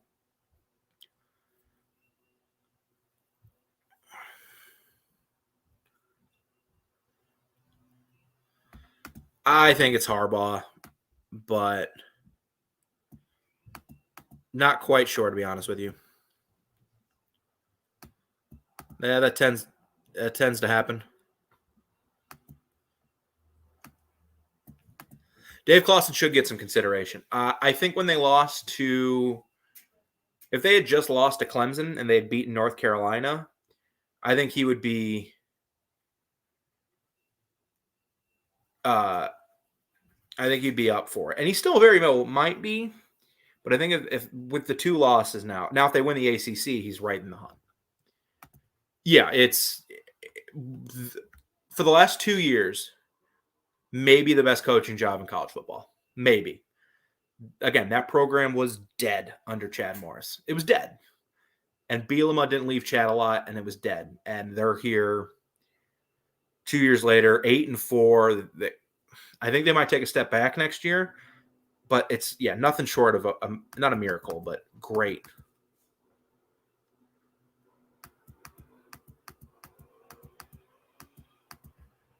No, not yet. No, they're not. They're not that level of program anymore. They're a good team.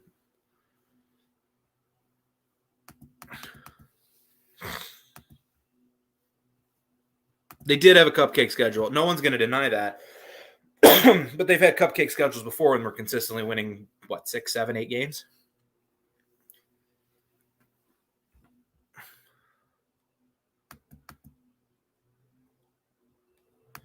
Jalen Berger was a good pickup. Now, of course, Wisconsin isn't going to feel that much because this 17-year-old that runs for 200 yards a game.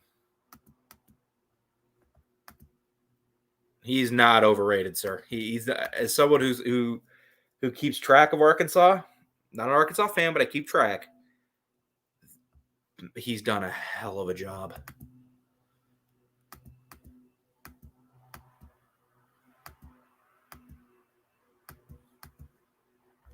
They are a top. A couple years ago, they haven't been ranked since like 2016, and he's only been there 2 years. Yeah, and that was Chad Morris, and then he got fired, and then Sam's gotten there, and they've done a heck of a job.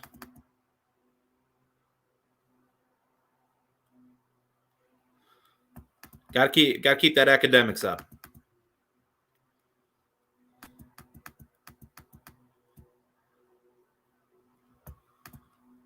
Ole Miss, or I think Ole Miss at this point. Also, Adrian Martinez is in the transfer portal. So exactly, Sam Pittman is. I feel so dirty defending Arkansas like this. They're a good football team. Their quarterback Bailey Zappi is pretty good. He was pretty good. Demon Priest, I think.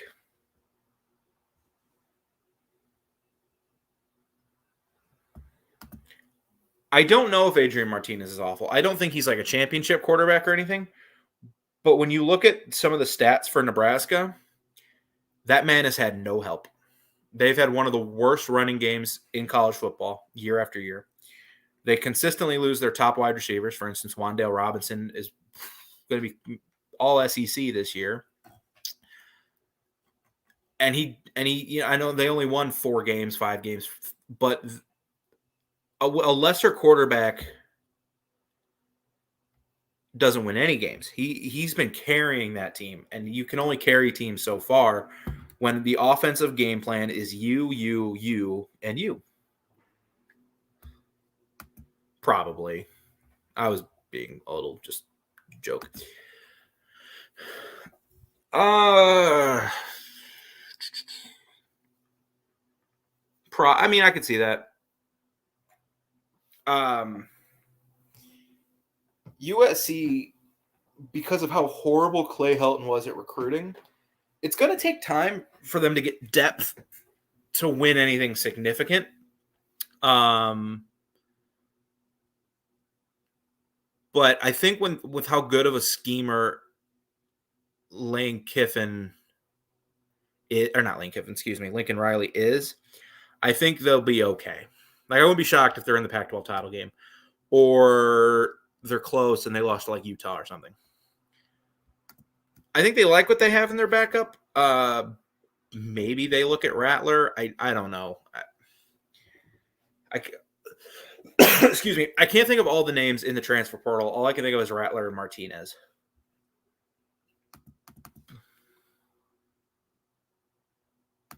You're insane.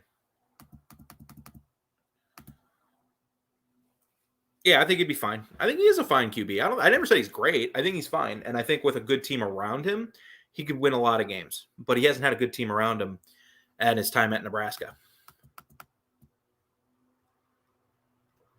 No clue. Unfortunately, no. Mark has it where you can call in. I don't have it set up where you can call in. Because I am just this is my first year doing Mark's channels. Normally on the SEC and Alabama show, and normally I don't have almost 100 people watching, so this is awesome.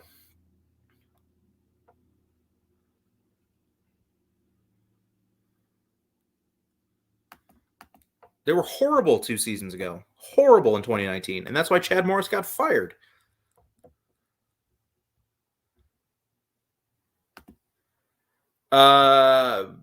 Basketball?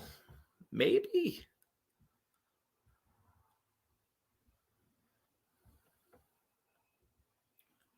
Oh, of course they lost the high. Look at your top candidates for the Heisman: Stroud and Young at the quarterback position.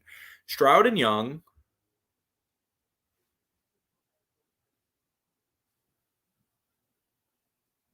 We're both from Cali. I know, but I want to. And actually, I haven't. There's been some I've skipped over because I don't know the answer,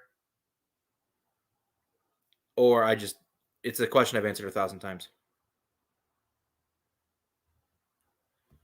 Defending a lot of, I think so too.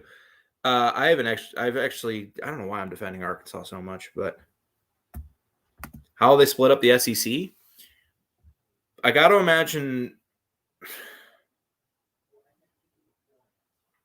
I don't know. I mean, you're adding 2 teams, so you just do 8 and 8 in divisions.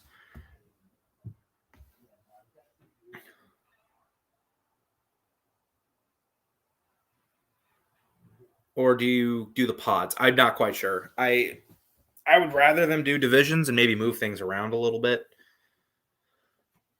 But who knows? I would agree it's going to be 14 pods, but I don't know how I would do it. But I'm not sure. San Jose State did defeat Arkansas under Chad Morris. I remember that because it was Nick's Texas A&M transfer. Nick Starkel? What is that his name?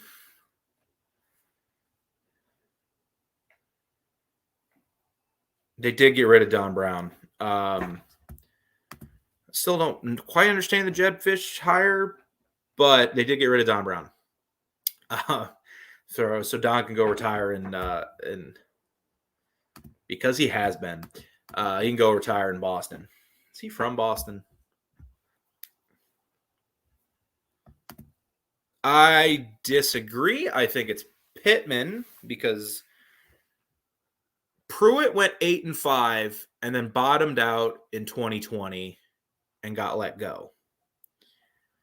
Arkansas won like two games. Pittman came in, they won 3-7, and they were competitive, and then they went 8-4.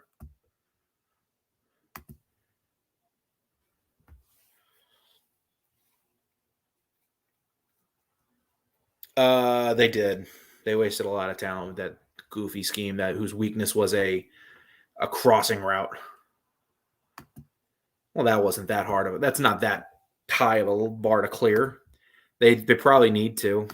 I don't know if they will, but they probably need to. Let me get rid of that banner just in case somebody asks.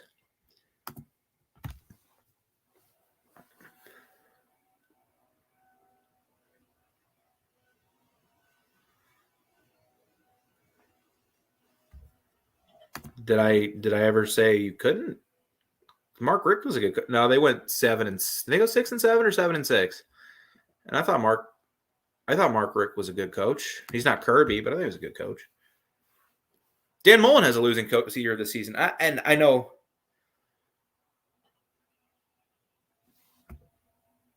Nebraska's had 4 losing seasons in a row. No, they're not. 5 losing seasons in a row. No, they're not.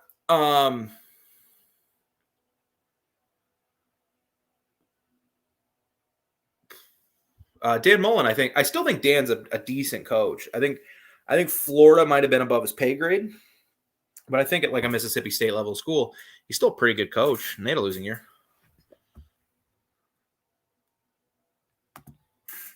Is that? And then he went to West Virginia, and he went to Michigan, and then the story tells it all. Boy,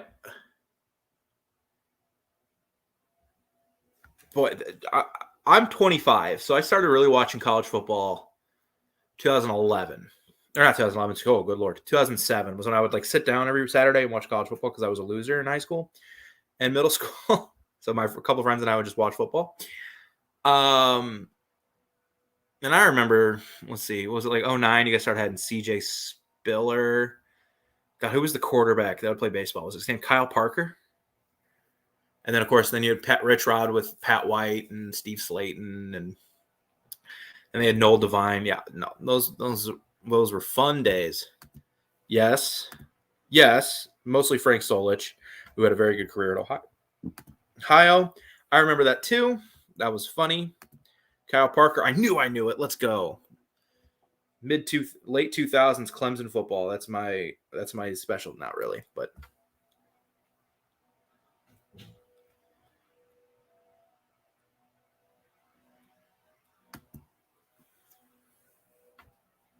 He did. I mean, he left for Michigan. Like, he almost got the Bama job. People forget. And he just got hired by some school he went to some school. He just got hired by some school in Alabama. So people are like, hey, he finally got the Alabama job he's always wanted. Yeah, he went to Arizona. We'll do a post-game show Saturday on the Voice of College Football SEC and on the Voice of College Football Alabama. I don't know if I'll be on the main channel like I am today. But we'll see. Oh my God, I've gone on for 2 hours. Saturday I went on for 2.5 hours, but that's because that day was crazy. We had a lot to talk about with that Alabama-Auburn game. We talked through Georgia-Alabama for about an hour and a half, hour 15 today, and we've just kind of gone on talk about whatever. Keep it coming. I mean, I don't care. See, I think so too. The issue is, they lost a bunch of one-possession games. And a lot of those one-possession games they lost because of dumb coaching decisions. And I don't think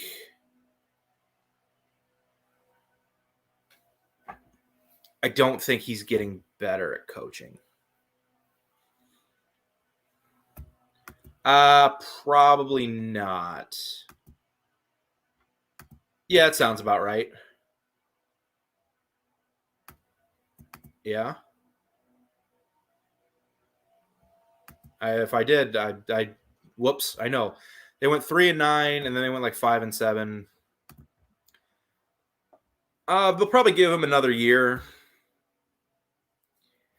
They'll probably give him another year at Auburn, and then I think he'll probably get another job, probably at a G5 school. But look, Derek Mason got a bad rap at Vanderbilt towards the end. And his Vanderbilt teams at the end stunk. They did. Like his last 2 years, they were terrible. But he did get to a couple bowl games. Vanderbilt's hard. James Franklin won 9 games back-to-back years and never beat a ranked team. It's hard to win games at Vanderbilt. And Derek did an okay job for a few years there. And we'll see what their new coach has in store. Their new coach had them pretty competitive towards the end of the year with like the bottom part of the SEC.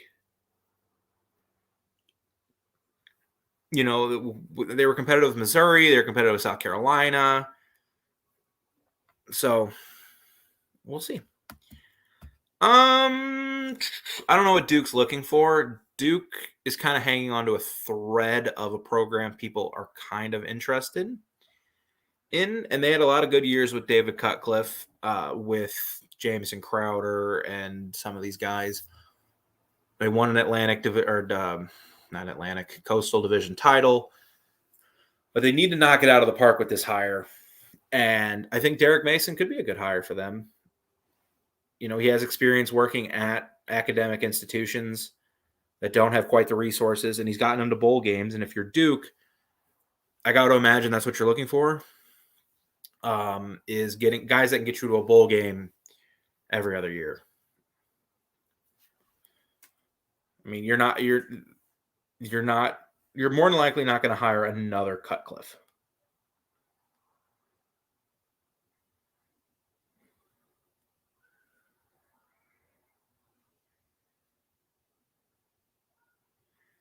Mark not the link an hour ago.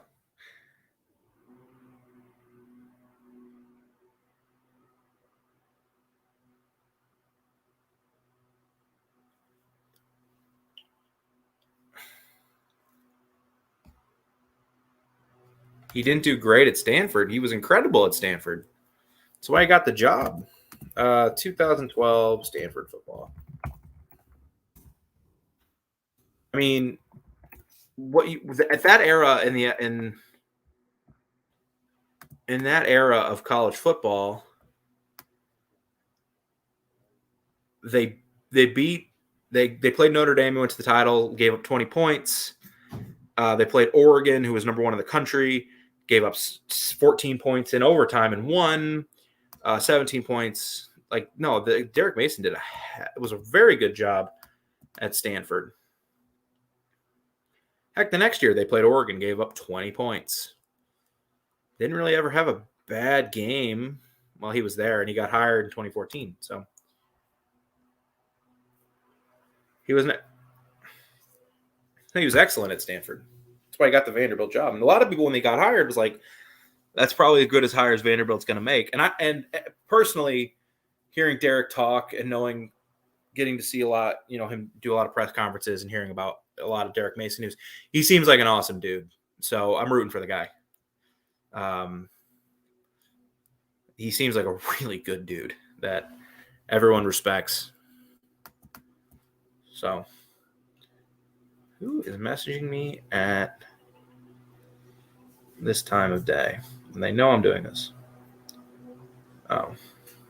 Yeah, I know baseball's on a lockout. You don't need to tell me that, Dad. Or not Dad, my friend. My dad texted me about Blues goalie, which is what I'm wearing today. My Blues hat. They play the Lightning tonight. All right, guys. Oh, you're talking about recruiting. I'll be quite honest with you. I don't know enough about when I was how old was I? When I was 16, 17, I wasn't paying attention to Stanford football recruiting. So if that's true, I wouldn't know. What, the Blues hat?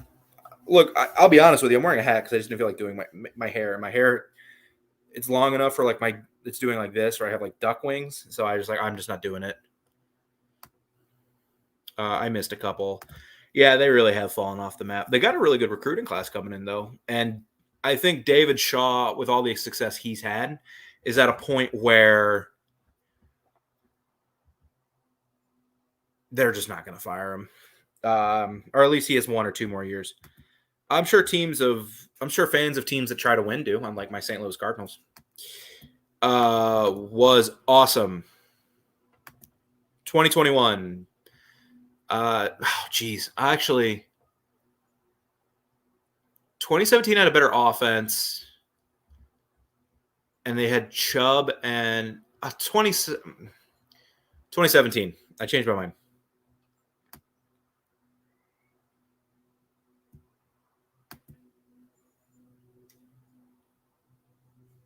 Yes, sir. No one pays attention to Stanford. I mean, everyone used to when they had Luck, and then they had who was the quarterback after Luck? You were number 8, Kevin Hogan, and McCaffrey. I mean, you had to. They were winning 11, 12 games a year. They almost made the playoff a couple times. But yeah, they've really, really fallen apart. Yeah, 2017 to win. The more I'm thinking about it, yeah, 2017 to win because Chubb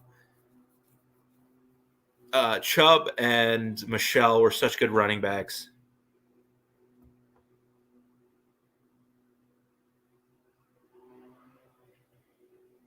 And then get swept by Winnipeg again in the first. Actually, you wouldn't play Winnipeg this year. Who will they lose to in the first round this year? You're going to be the 2 seeds. You're going to play the 3. So probably Vegas and Jack Eichel. And no, you had McDavid.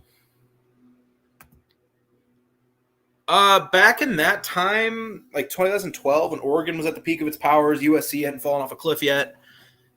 The Pac-12 used to be not terrible. Washington was pretty decent. And Lincoln Riley, hopefully with that hire, it kind of raises, the tide a little bit where I like Kellen DeBoer at Washington. So we'll see.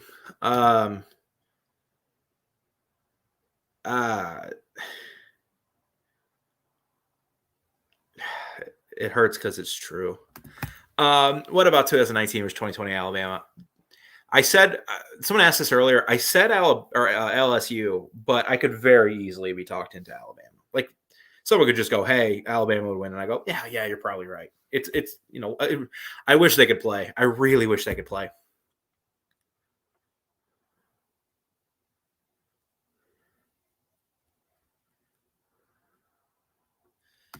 Lanning is certainly going to be up for every job. We'll see about Monken. Other than that, I don't know. It's going to depend what comes available and what's still available when they're done after the SEC championship game. Because I assume none of these guys are going to take jobs before the playoff.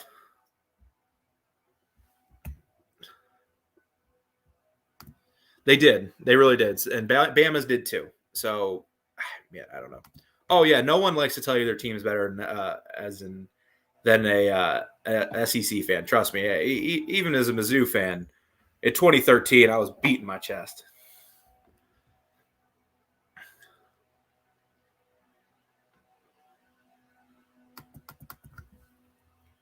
Because that 2013 Mizzou team was really good. I wish it would have stayed like that forever.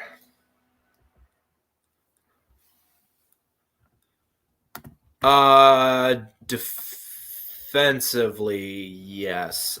Offensively, I think from that year played better than Bennett is this year. But Bennett doesn't make mistakes, so yeah, I mean, I'm not going to talk about the NFL, but man, Baker midfield really just, I know he's hurt, but yeah.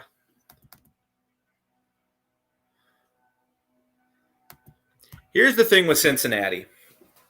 that works in favor for the Bearcats and not for Georgia. If these two teams were to play in the first round, let's say Cincy gets the 4. If Georgia wins, people will celebrate, but no one's going to be impressed. Everyone's going to go, yeah, it's Cincinnati. You should beat Cincinnati. Like, way to go. Which is not what I would do, because I'm like, Cincinnati's a pretty good team. They've gone undefeated a few times in the last decade. So I think they'll be okay. But if they lose, they're a laughingstock. It's always the issue when Power 5 teams play Group of 5 teams in huge games, is you always have a chance to lose and look dumb. I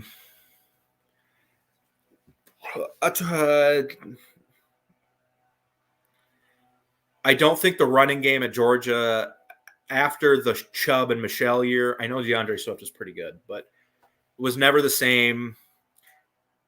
And it was never the same. And so he couldn't rely on play action quite like he could. And I just don't think overall he was that great of a quarterback.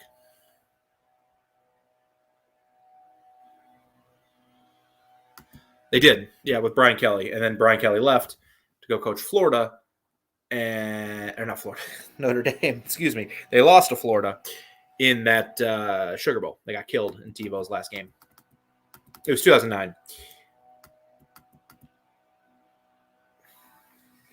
Pardon me one second. I'm going to close my window. I have a neighbor doing the lawn.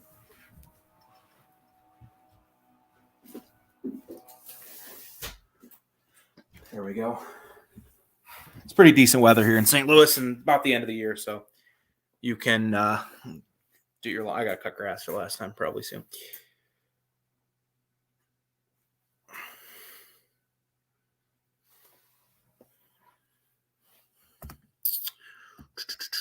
All righty. This has been a lot of fun. Yeah, no worries. I know what you meant. Because it was Tebow's last year, and it was his last game. They didn't make a 30 for 30 on those Florida teams, by the way, because of, Urban's tendency to kind of just let players be players, do whatever they want. Who knows?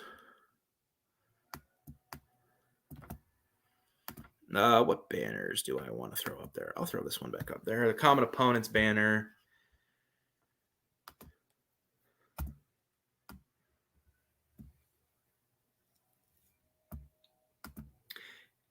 Yeah, when you're thinking of the top 5 coaches in the game, Dabo. I know they made the documentary on Hernandez. I want an entire thing, though, on more than just Aaron Hernandez. I want to know, like, every little detail about what was going on in that Florida program those years. And I've read Tebow's book, and I still don't think I want more. So you got Dabo, you got Saban, you got Kirby, you got Lincoln. Like, you have Saban and Dabo. But then it's just a bunch of other guys that you could kind of list 2 through like 8 maybe, with like Lincoln, Kirby, Ryan Day, Brian Kelly certainly in that conversation. So you have a lot of things to talk about, and I think Brian Kelly would be a top 5 coach in the league. I think LSU made a good hire. We'll just see culturally, how does it fit? Well, they already hired their coach. They hired Marcus Freeman to be the head coach. Lower.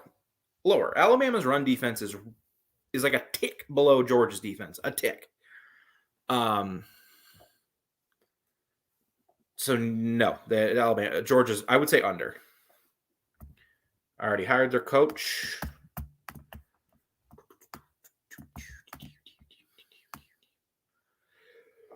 Excuse me.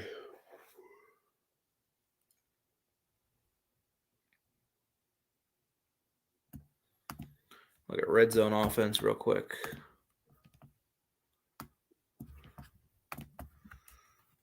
Not shocked. Oklahoma had the best red zone.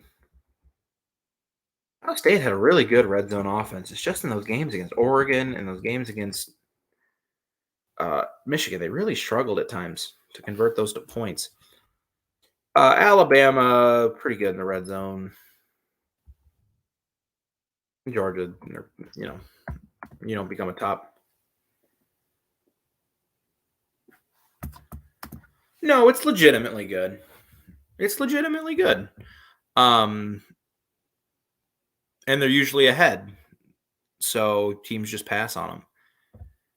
But no, it's a legitimately good run defense. Sonny Dykes. I don't like that hire for Texas Christian. It's always going to be tough to replace Gary Patterson, the guy that put your program on the map. Average at best, that you're just kidding yourself there. I don't like the hire. No, he could do a great job, but he ended the year losing like 4 or 5 at SMU. He didn't really ever do. He had Jared Goff. Well, he didn't. He had Jared Goff without Sean, and he wasn't Sean McVay. So, I don't.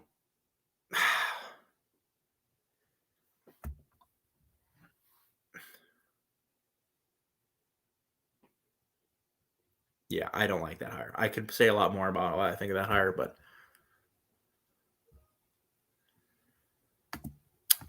probably nowhere, to be honest. I can't imagine Gary Patterson anywhere else.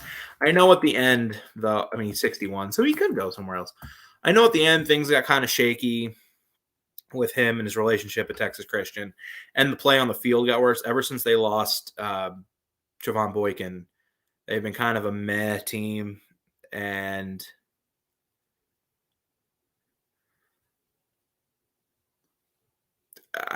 so I don't know. We'll see.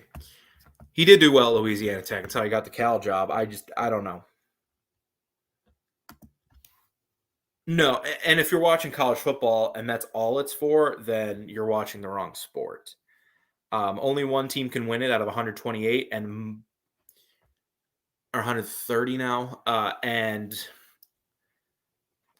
8 of those teams can win a national title on a given year. 8, so, and gets going into the year. More often than not, you get to the point and it's like 3 or 4. Or this year, a lot of people think it's 1. If you're a fan of Northwestern or you're a fan of Minnesota, you're never going to, maybe with the expanded playoff, you can make it, but you're never going to win a title. You're watching it because you love your team and you love the sport. And I love the sport. It's so much fun. So no, I don't think it's all about winning a national championship. No, I think you should always want your program to be on this trajectory. I think you should want your program to be good. I wouldn't settle for mediocrity. No program should ever be settling, but it's more than just a national championship. Look, I'm a Mizzou fan, so I'll just use this. It's the example I know best. So Mizzou is probably never going to win a national championship, but and who knows if Drinkwitz can coach on a game day level, but his recruiting is excellent. He's bringing classes I'd never fathomed could come to Missouri. They're like 15th in the country right now. They're still like 7th in the SEC. And, when you get more talent, your trajectory has to be going up. So I like that. They won't ever win a title, but the trajectory is up as far as recruiting. So let me move on. I could see that. The only time I could think of in the last few years there's been legitimately 4 was 2019 before Tua got hurt. Alabama was a contender, even though their defense was pretty beat up. LSU was obviously a contender. Ohio State was a contender. Clemson was a contender. Agreed. I completely agree with you.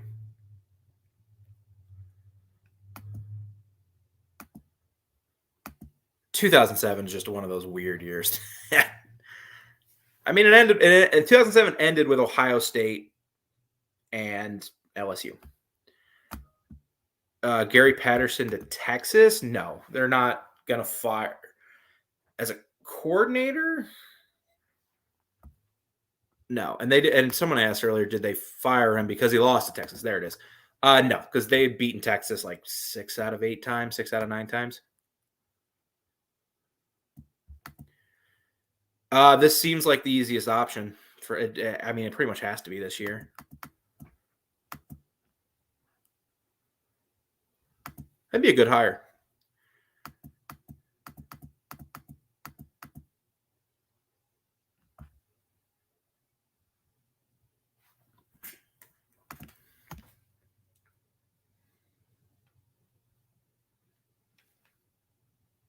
I just saw the thing about Bronco Mendenhall. I'm going to look that up.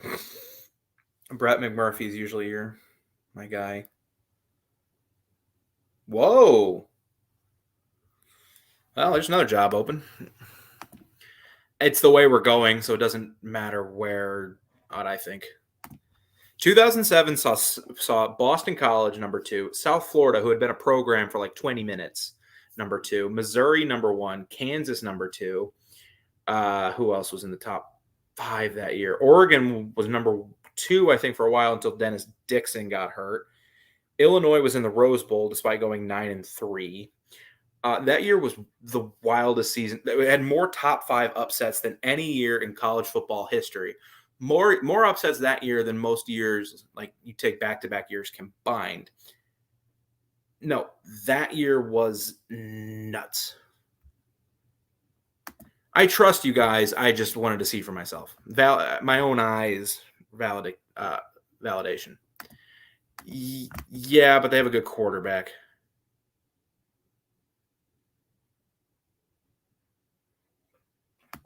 Well, they have to with the early signing day. They have to. They have to be. You can't be in limbo for that early signing period, or you're not going to have a good class. And 2-3 years from now, that's going to burn you. 2007 wasn't weird. No, 2007 was nuts.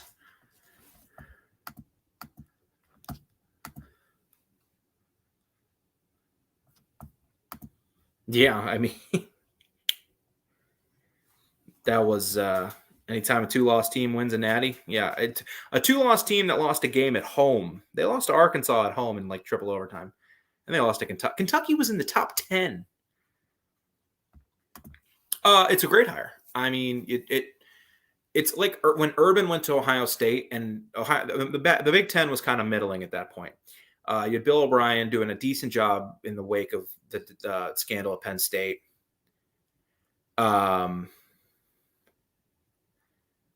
You had, some of these other programs were just kind of middling along. Michigan was middling along under Brady Hoke. And you bring in Urban Meyer, and then everyone had to compete. And Michigan made a good hire. Penn State made a good hire. This might have the same effect out in the Pac-12. I think it's a great hire. It's an easier path to the playoff for Lincoln Riley, so we'll see.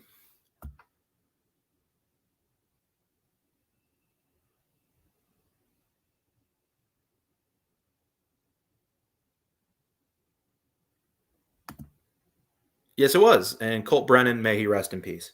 I remember those days, if we're just going to go on a nostalgia trip, staying up to like midnight to watch them play like Fresno or whoever. Oh, as a Mizzou fan, oh, yeah, no, 2007. Oh,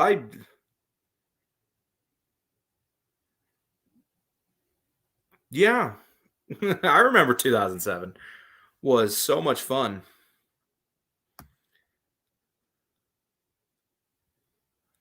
It was that was some of the most fun I've ever had. I think Riley at USC will be the same as winning conference titles and getting massacred by the plus TCU. I don't think you're wrong. I think what we'll find out is how well he recruits California. Oklahoma's a blue blood, but we'll see the talent at California out in California is just different. And just by California is a place where Lincoln Riley can drive and get a top 5 class. He doesn't need to get on a plane. And if USC's humming, they can get even better classes. I think talent-wise, if it works out, USC could be second to none. But we'll see.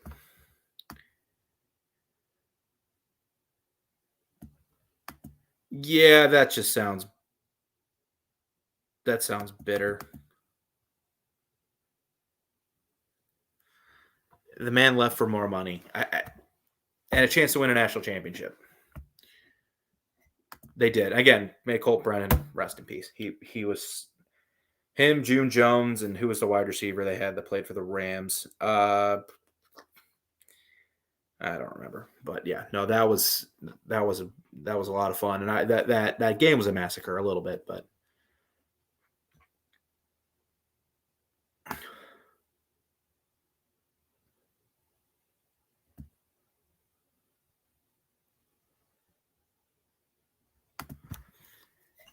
no, it's not a rout. It's comfortable though. It's a comfortable win.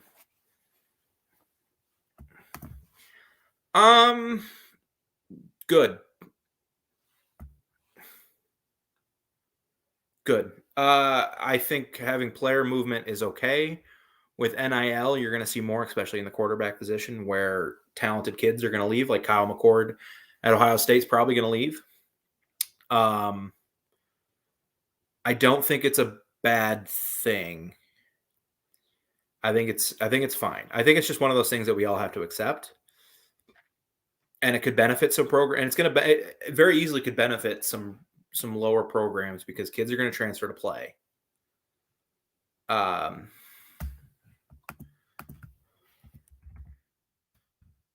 And maybe they hit on a quarterback, or so. I think it's fine. I think it's a fine thing.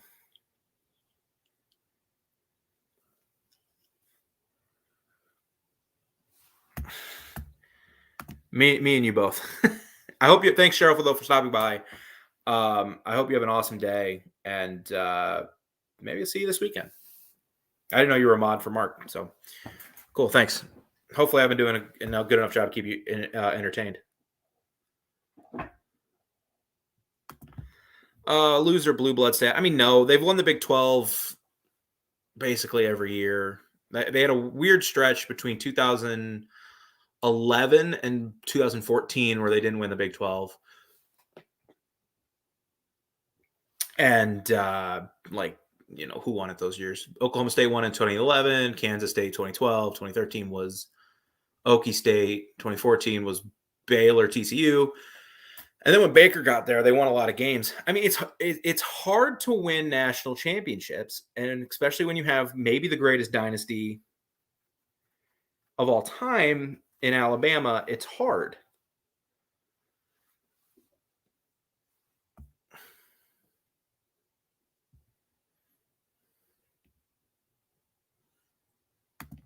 I think they could. I don't know if they could slow them down completely, but I also don't think Michigan's offense would because I don't think Cade McNamara would put Georgia in a spot where where Georgia would have to throw a lot, because I don't think Michigan's run game could do what it did to Ohio State.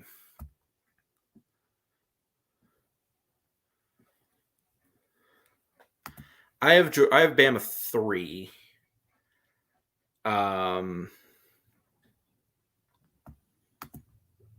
Now, I mean, 2017 on, the Big 12 is missing a program that can be second. Oklahoma State's had a lot of good years. Iowa State's had a good couple years now.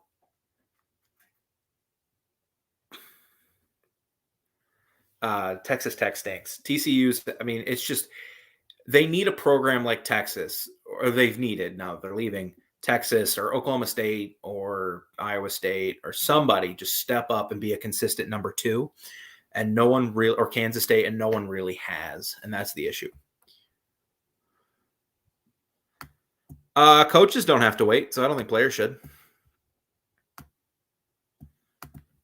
Not even top 5? I don't know about that. I think they would kill like Notre Dame. I think they'd beat Notre Dame. I think they'd beat Notre Dame. Yeah, they're usually pretty good, but they're not like they haven't. Kansas State hasn't been a great team since 2015. I think they're in the top 10 with like Jesse Waters, I think was his name, and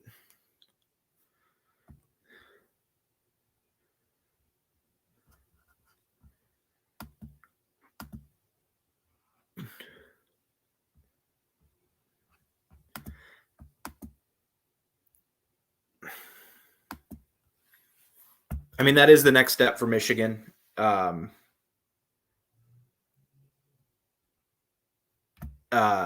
Is making it so when they beat Ohio State, it's not like a stunner.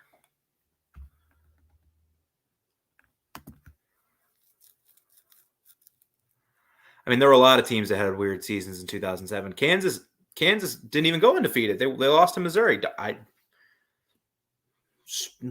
They got that Orange Bowl, even though Mizzou beat them on a neutral field, won the Big 12 North, and finished higher in the rankings. But Kansas got a freaking BCS game.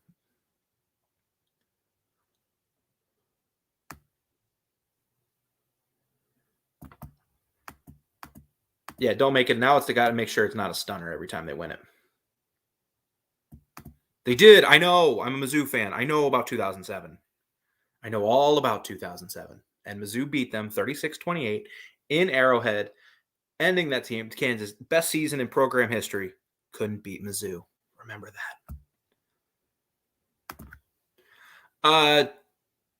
2007 was only weird because UF didn't win the title. Who did Florida lose to that year? They went like 8-4, didn't they? Because they lost to LSU. They lost to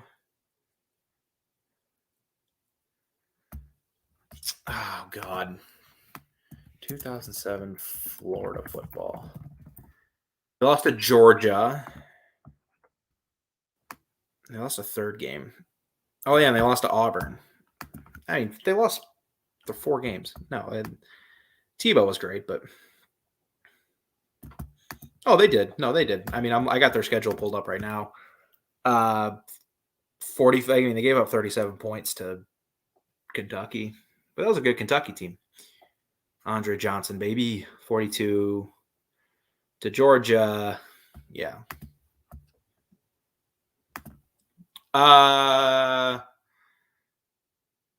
For this year,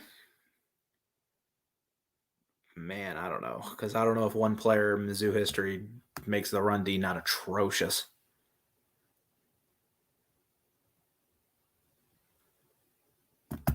Yeah, that was Lloyd Carr's last game. I do remember that.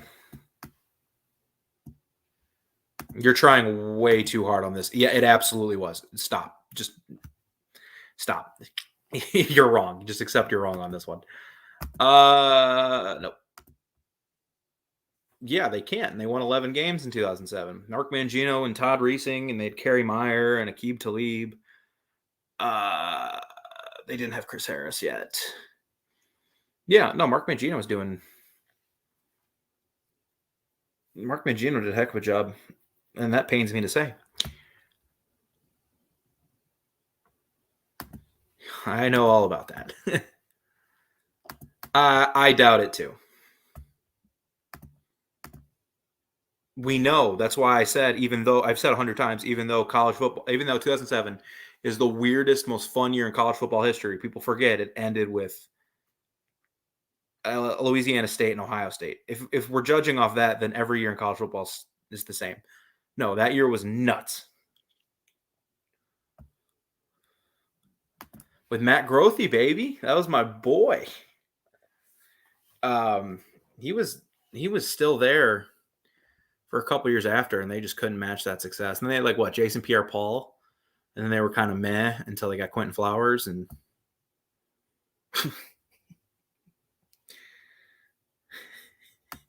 Every post game, it did look like Mangino was about to swallow Gary Pinkel. It really did.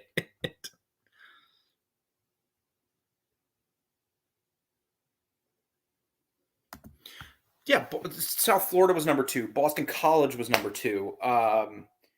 Missouri was number 1. Who else was number 2? 2007 college football. There's a great YouTube video that's like 45 minutes of all just the craziness that it was that year.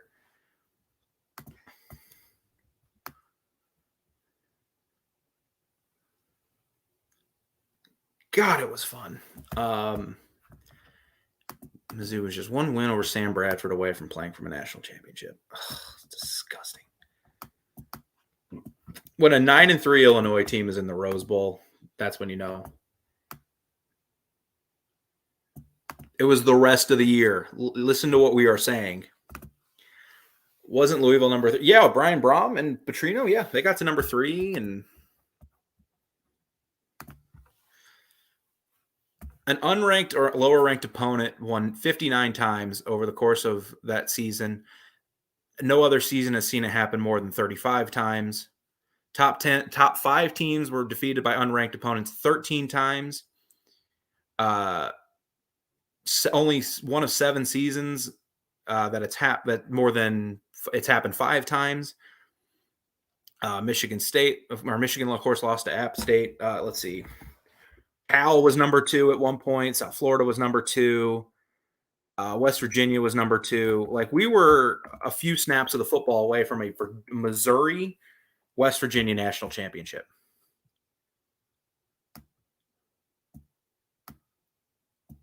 I mean, they finished in the top 5.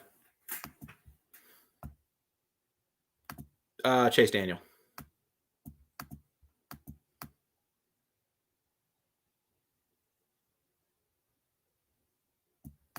All-time players? Yeah, Jeremy Maclin. Like, are we just talking more recently? Because, like, Kellen Winslow would be. He's a college football Hall of Famer. But recently, yeah, like Chase Daniel was an all-time great college football Big 12 quarterback. Jeremy Maclin, multiple-time All-American. Denario won a Biletnikoff.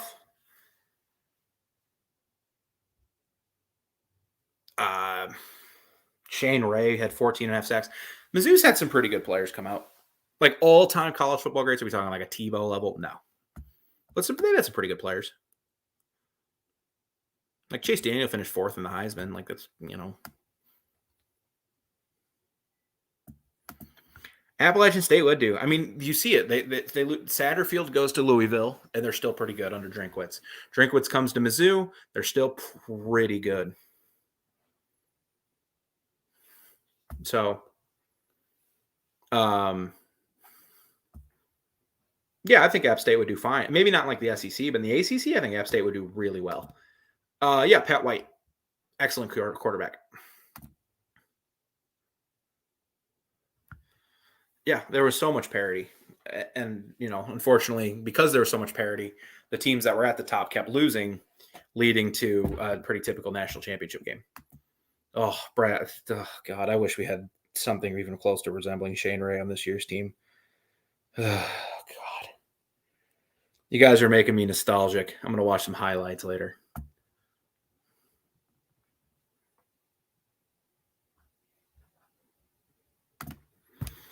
I don't know if they get curb stomped. I mean, there was a stat out there, if you like analytics, where North Dakota State, if they went to the Big Ten, would consistently be a 7-5 team. That's an FCS team. Now, North Dakota State isn't the greatest dynasty at the FBS level. That's right now Alabama. But maybe in college football history, they're the greatest dynasty at any level.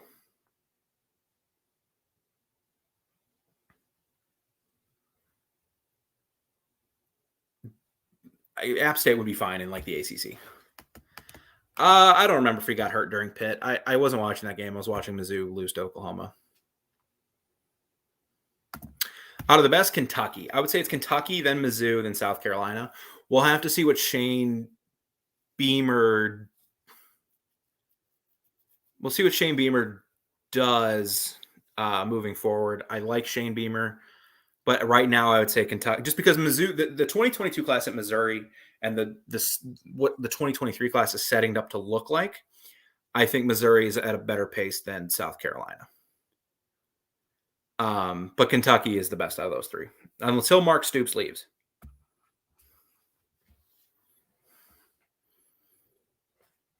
Yeah, they would hold their own. Well, they scored 9 points. Dabo to Oklahoma. I wouldn't. I mean, it would be fun because now who's Clemson hire? I think it would be fun.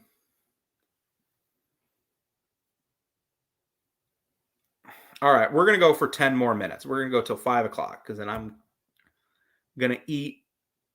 Maybe we'll see. This has been a lot of fun though. I just keep talking. I hope you all have enjoyed the show. If there's any issues, let me know because whatever I can improve. That's true. I still think they'd be okay in the ACC. Like, would they be any worse than Virginia? I mean, Virginia had the one really good year under Bryce Perkins.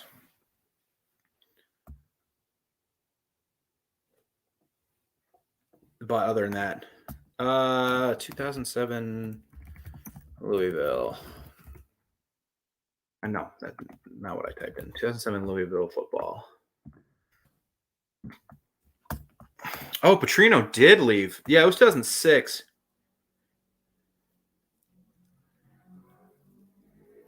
That was 2006. Yeah, that was Craig or however you pronounce his name. I don't care. I agreed. Yes, Eric. Good point. Yes. I think Rich Rodriguez is already leaving for Michigan. Probably. Yeah, I would bet Clemson's back in the top 5 next year. Now, they did win at Iowa. I think the grind of the Big Ten would wear on North Dakota State a little bit, but I think they would consistently be a 7-5, 8-4. I think they consistently be a bowl team in the Big Ten West. I went to an FCS school that played North Dakota State every year. They have a system, and it works, man. It just works. Yeah, he was pretty bad when he got to LSU.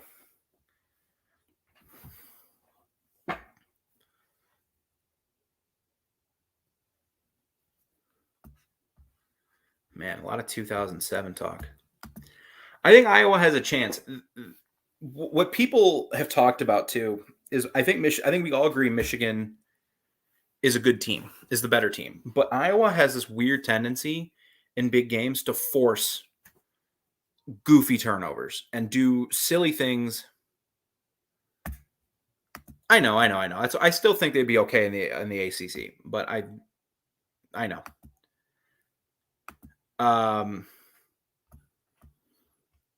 But they can force turnovers. Weird things happen with Iowa. Michigan's coming off its biggest win in years, 2 decades maybe.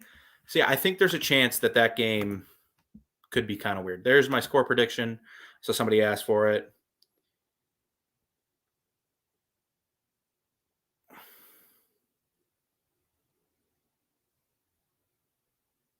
I'm not picking on Crack. I thought I just don't think he was very good at Louisville in 2007.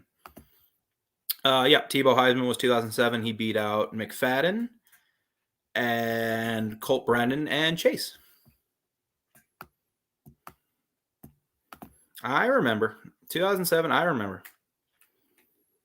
I could talk for years about 2007 and 2013 Mizzou football. I could talk for years about that team. Got to go to every game that year, every home game. But I hope I got you with my score prediction. I think Pitt has a little bit better defense than Wake. So I'm going to say Pitt wins 45-38. I think they can get one more stop. But I think it's going to, as far as entertainment value, I think going into the weekend, that game has the highest entertainment value because that's just going to be score. Who makes a mistake? UCF in 2013, yeah, they were really good. They went to what bowl game was that? Fiesta, and they knocked off Bryce Petty and Baylor. Yeah, it was a good team with Blake Bortles.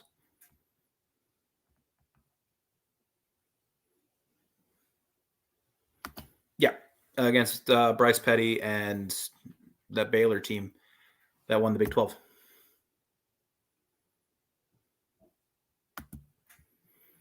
It always is an interesting.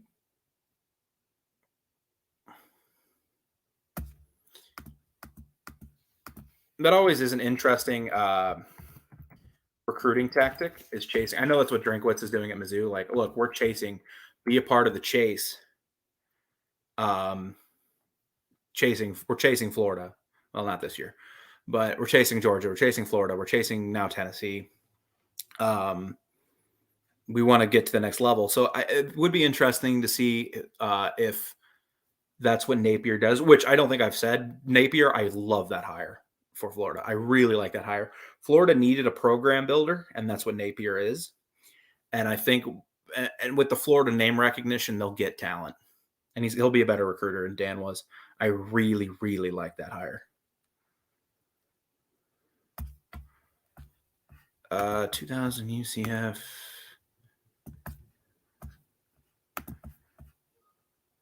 They almost did beat a very good South Carolina team. I agree. There was issues with Tom Herman. Like, a lot of guys transferred. I think that was part of the big issue with Sark this year was he was missing like 50. They're missing like 48% of their recruits from the last 4 years because they all left. So give Sark time. Give Sark time. He was a good hire, and I thought it was a home run hire. I thought he'd be the hire that got Texas back in the national championship contention, and it never happened.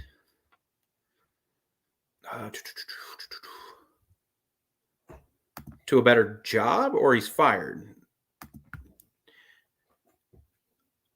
Yeah, that's true. Yeah. I was going to try to make it ugly, and Penn and Pitt and Wake are just going to go up and down the field on each other. I mean, I'll have them both on. Actually, I'll probably be here. I'll probably have one on just because that's all I can pay attention to. And I'll be probably doing the post-game show because it's CBS, so the game's going to take 4 hours. All right, guys, I'm only going to go a few more minutes because I mean, I've been going for 3 hours, and you guys have been awesome.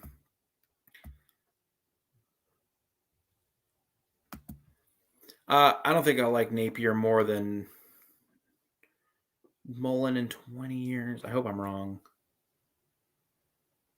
I mean, Mullen turned Florida into Mississippi State after I mean, this is the year you saw it with Emory Jones and just the QB run game.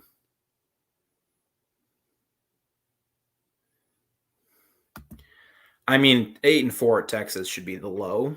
Should be like a low bar to clear, but we'll see.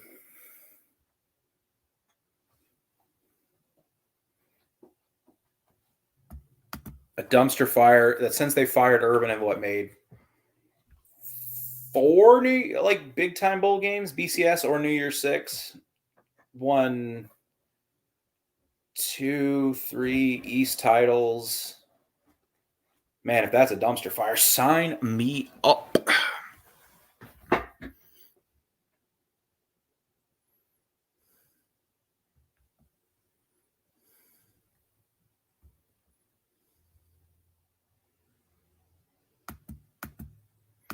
I do not know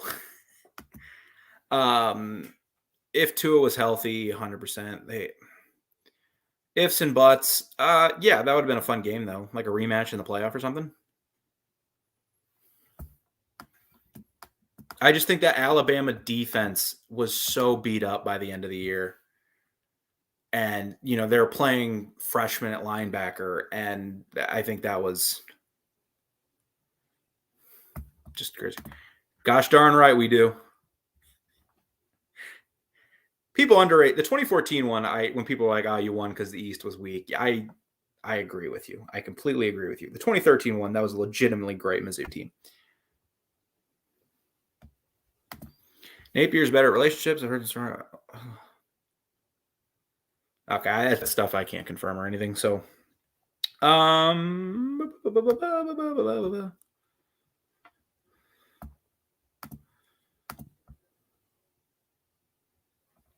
I know he had the ankle issues because Tua thought he was Russell Wilson, and he wasn't. He couldn't run away from people. But I think the LSU offense and the Alabama defense that year was a mismatch. Hey, I wasn't laughing. I if they beat Clemson, I thought they'd go undefeated.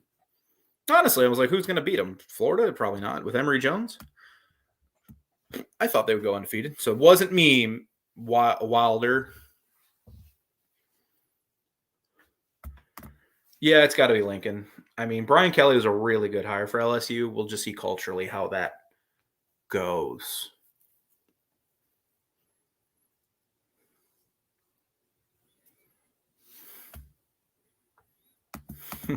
And then I better see you here on Saturday losing your mind, Mr. Farmer.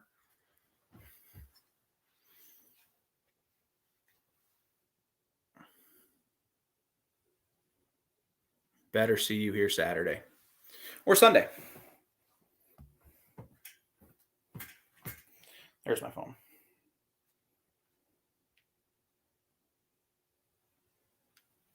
Whatever. So, any last comments, questions? I'm going to go ahead and just.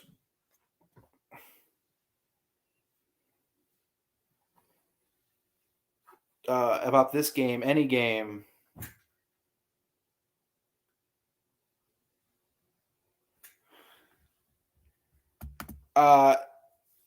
So I'll go live Saturday, like no, I'm 20. I graduated college last in 2020. Unless some craziness happens, no. I'll go live again. I'm sorry, brother.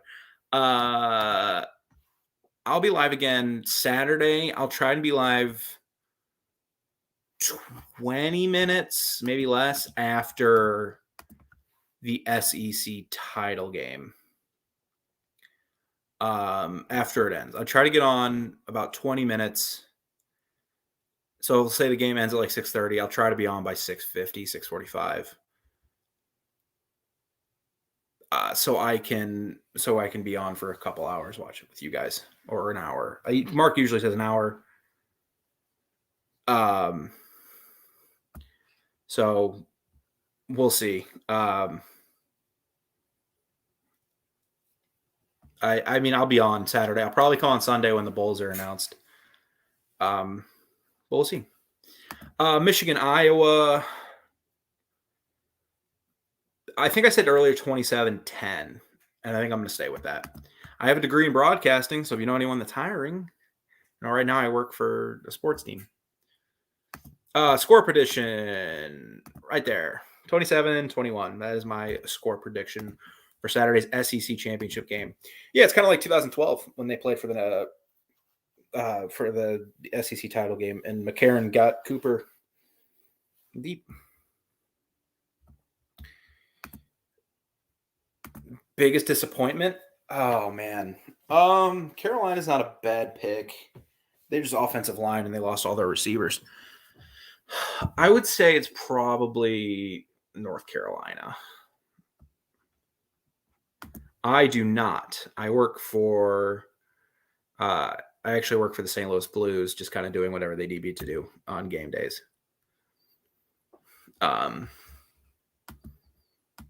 Florida was a disappointment. Yeah, especially after they almost beat Bama. Yeah, I could agree with that. Iowa State was a disappointment. Yeah, but we talked about earlier, and Eric, I don't know if you were here. When you have the talent level that Iowa State has, now they have some stars. They have Xavier Hutchinson, they have Breece Hall. When you have the talent level that they have, the margins against even the middle of the Big 12, your Kansas States, Texas Techs, the margins are so thin, and the margins just didn't go their way this year. So it was a disappointing year, but they're a team when they're in the top 10. It's tricky because they could have, because you can only base the preseason off last year, and last year they were a really good team. And this year they had the chance to be a really good team, but the margins are so thin for a program like that it's tough to overcome, and they weren't able to. Funny enough, I do. Because it's on YouTube, so I can download it on YouTube and I can cut them. BCS. I like the BCS more in the playoff because people have agendas when they're ADs.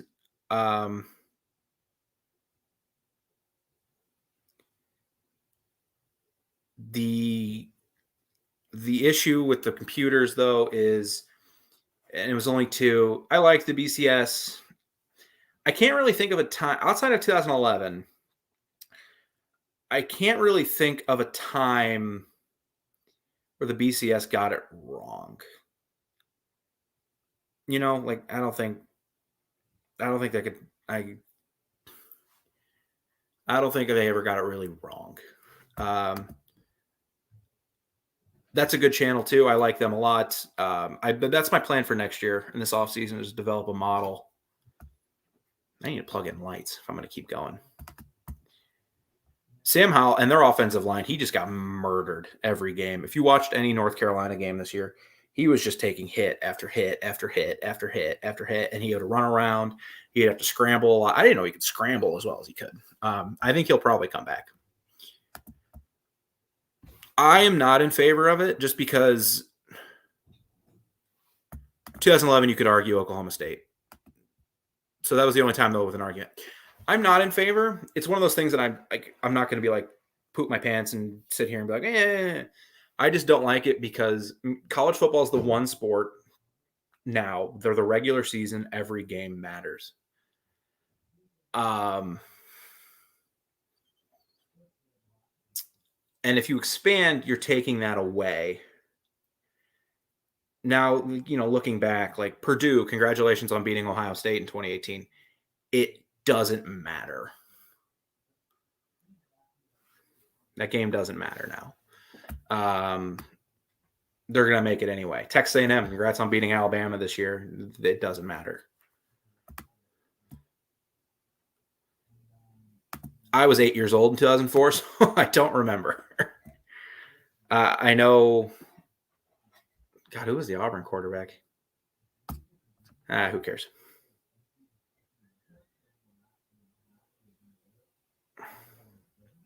That's a 1940s baseball name.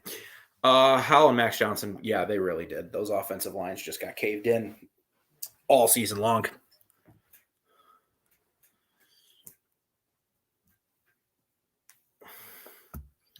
That's who it was. For some reason, the name Josh Freeman came to mind. I'm like, he was the Kansas State quarterback. I knew it was Jay something.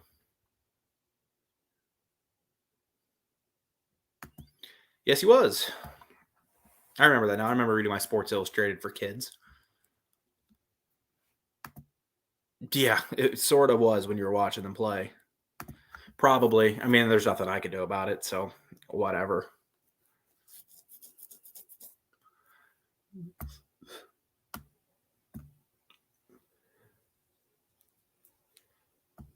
Yeah, no, because that era of the Big 12, you had Graham Harrell at Texas Tech, you had Chase at Mizzou, you had Bradford, McCoy, Zach Robinson's a really underrated quarterback at Oklahoma State. You had Todd Reesing at Kansas. You had Freeman. A lot of QB talent in that era. Stephen McGee at Texas A&M, wasn't that great? You're good, brother. I'm sitting on my futon, and my futon, I'm just trying to get comfortable. I've been sitting on it now for over 3 hours, and I normally don't do that.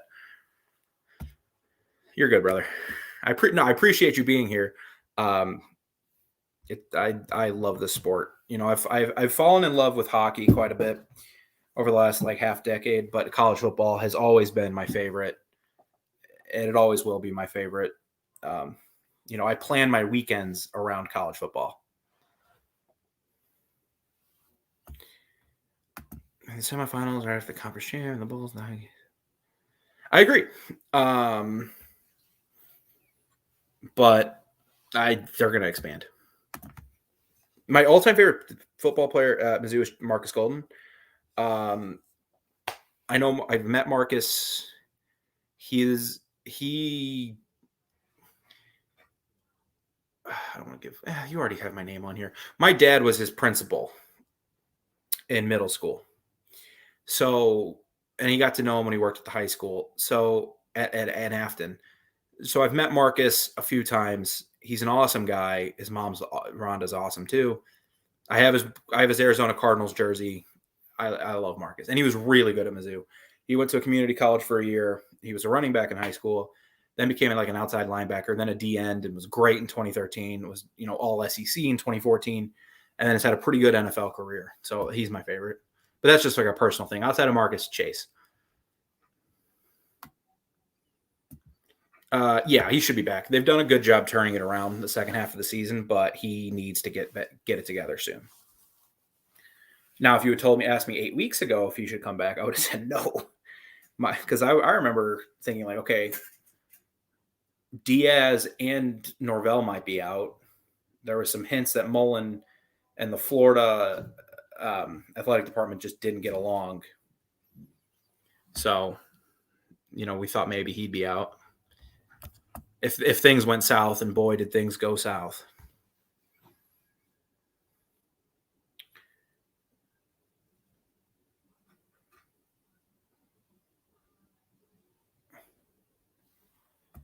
It was just the one, Michael Sam, and his story is awesome. And if that's where we're going, okay.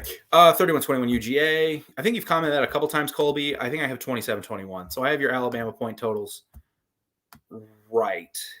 I just think UGA. So basically, what you're saying is UGA scores 4 touchdowns and 1 field goal. I have UGA at 3 touchdowns and 2 field goals. So we both have UGA at 5 scores, just in different ways. So we're not too far off.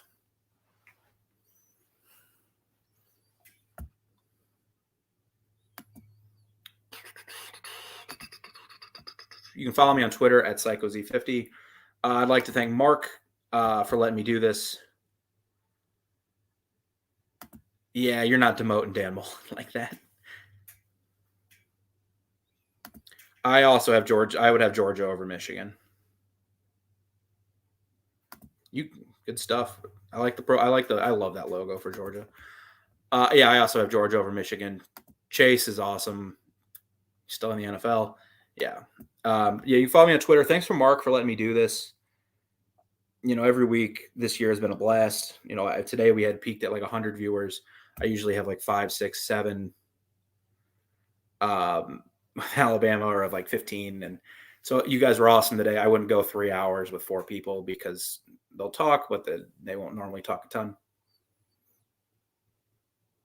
No, Chase is not. Stop. You're suspended for 5 minutes. He's not. No.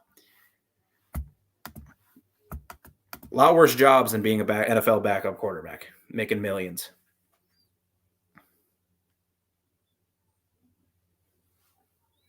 A lot worse jobs than that. Hey, thanks, brother. I appreciate that. Again, come back Saturday. We'll talk more. I'm sure people here are not happy that I've been going on for 3 hours. We got to eat dinner and stuff, but yeah, it's 5 o'clock.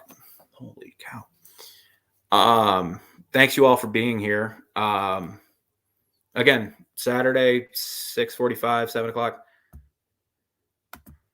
Thanks, brother. We'll be back here again. Subscribe to all the channels. Mark Rogers. I think we all would. Thank you. Mark Rogers TV. Subscribe. Like the video. Voice of College Football Alabama. You can find me. Voice of College Football SEC. Follow all our channels. Subscribe to all the channels across the networks. They're more than just Mark and more than just me. A lot of people that do great jobs here covering college football.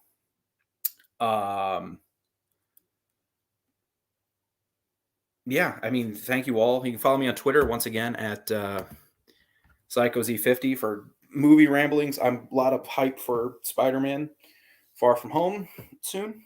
Not Far From Home. No Way Home. And insane complaints about the Cardinals. And now that I work for the Blues, I don't tweet too much about the Blues, but maybe I can hope and pray. But thank you all guys for watching. You have a great rest of your weekend and night. I hope to see you all here Saturday. And, enjoy your Saturday. It's going to be a fun one. I have to. It's a Mizzou question. I have to answer it.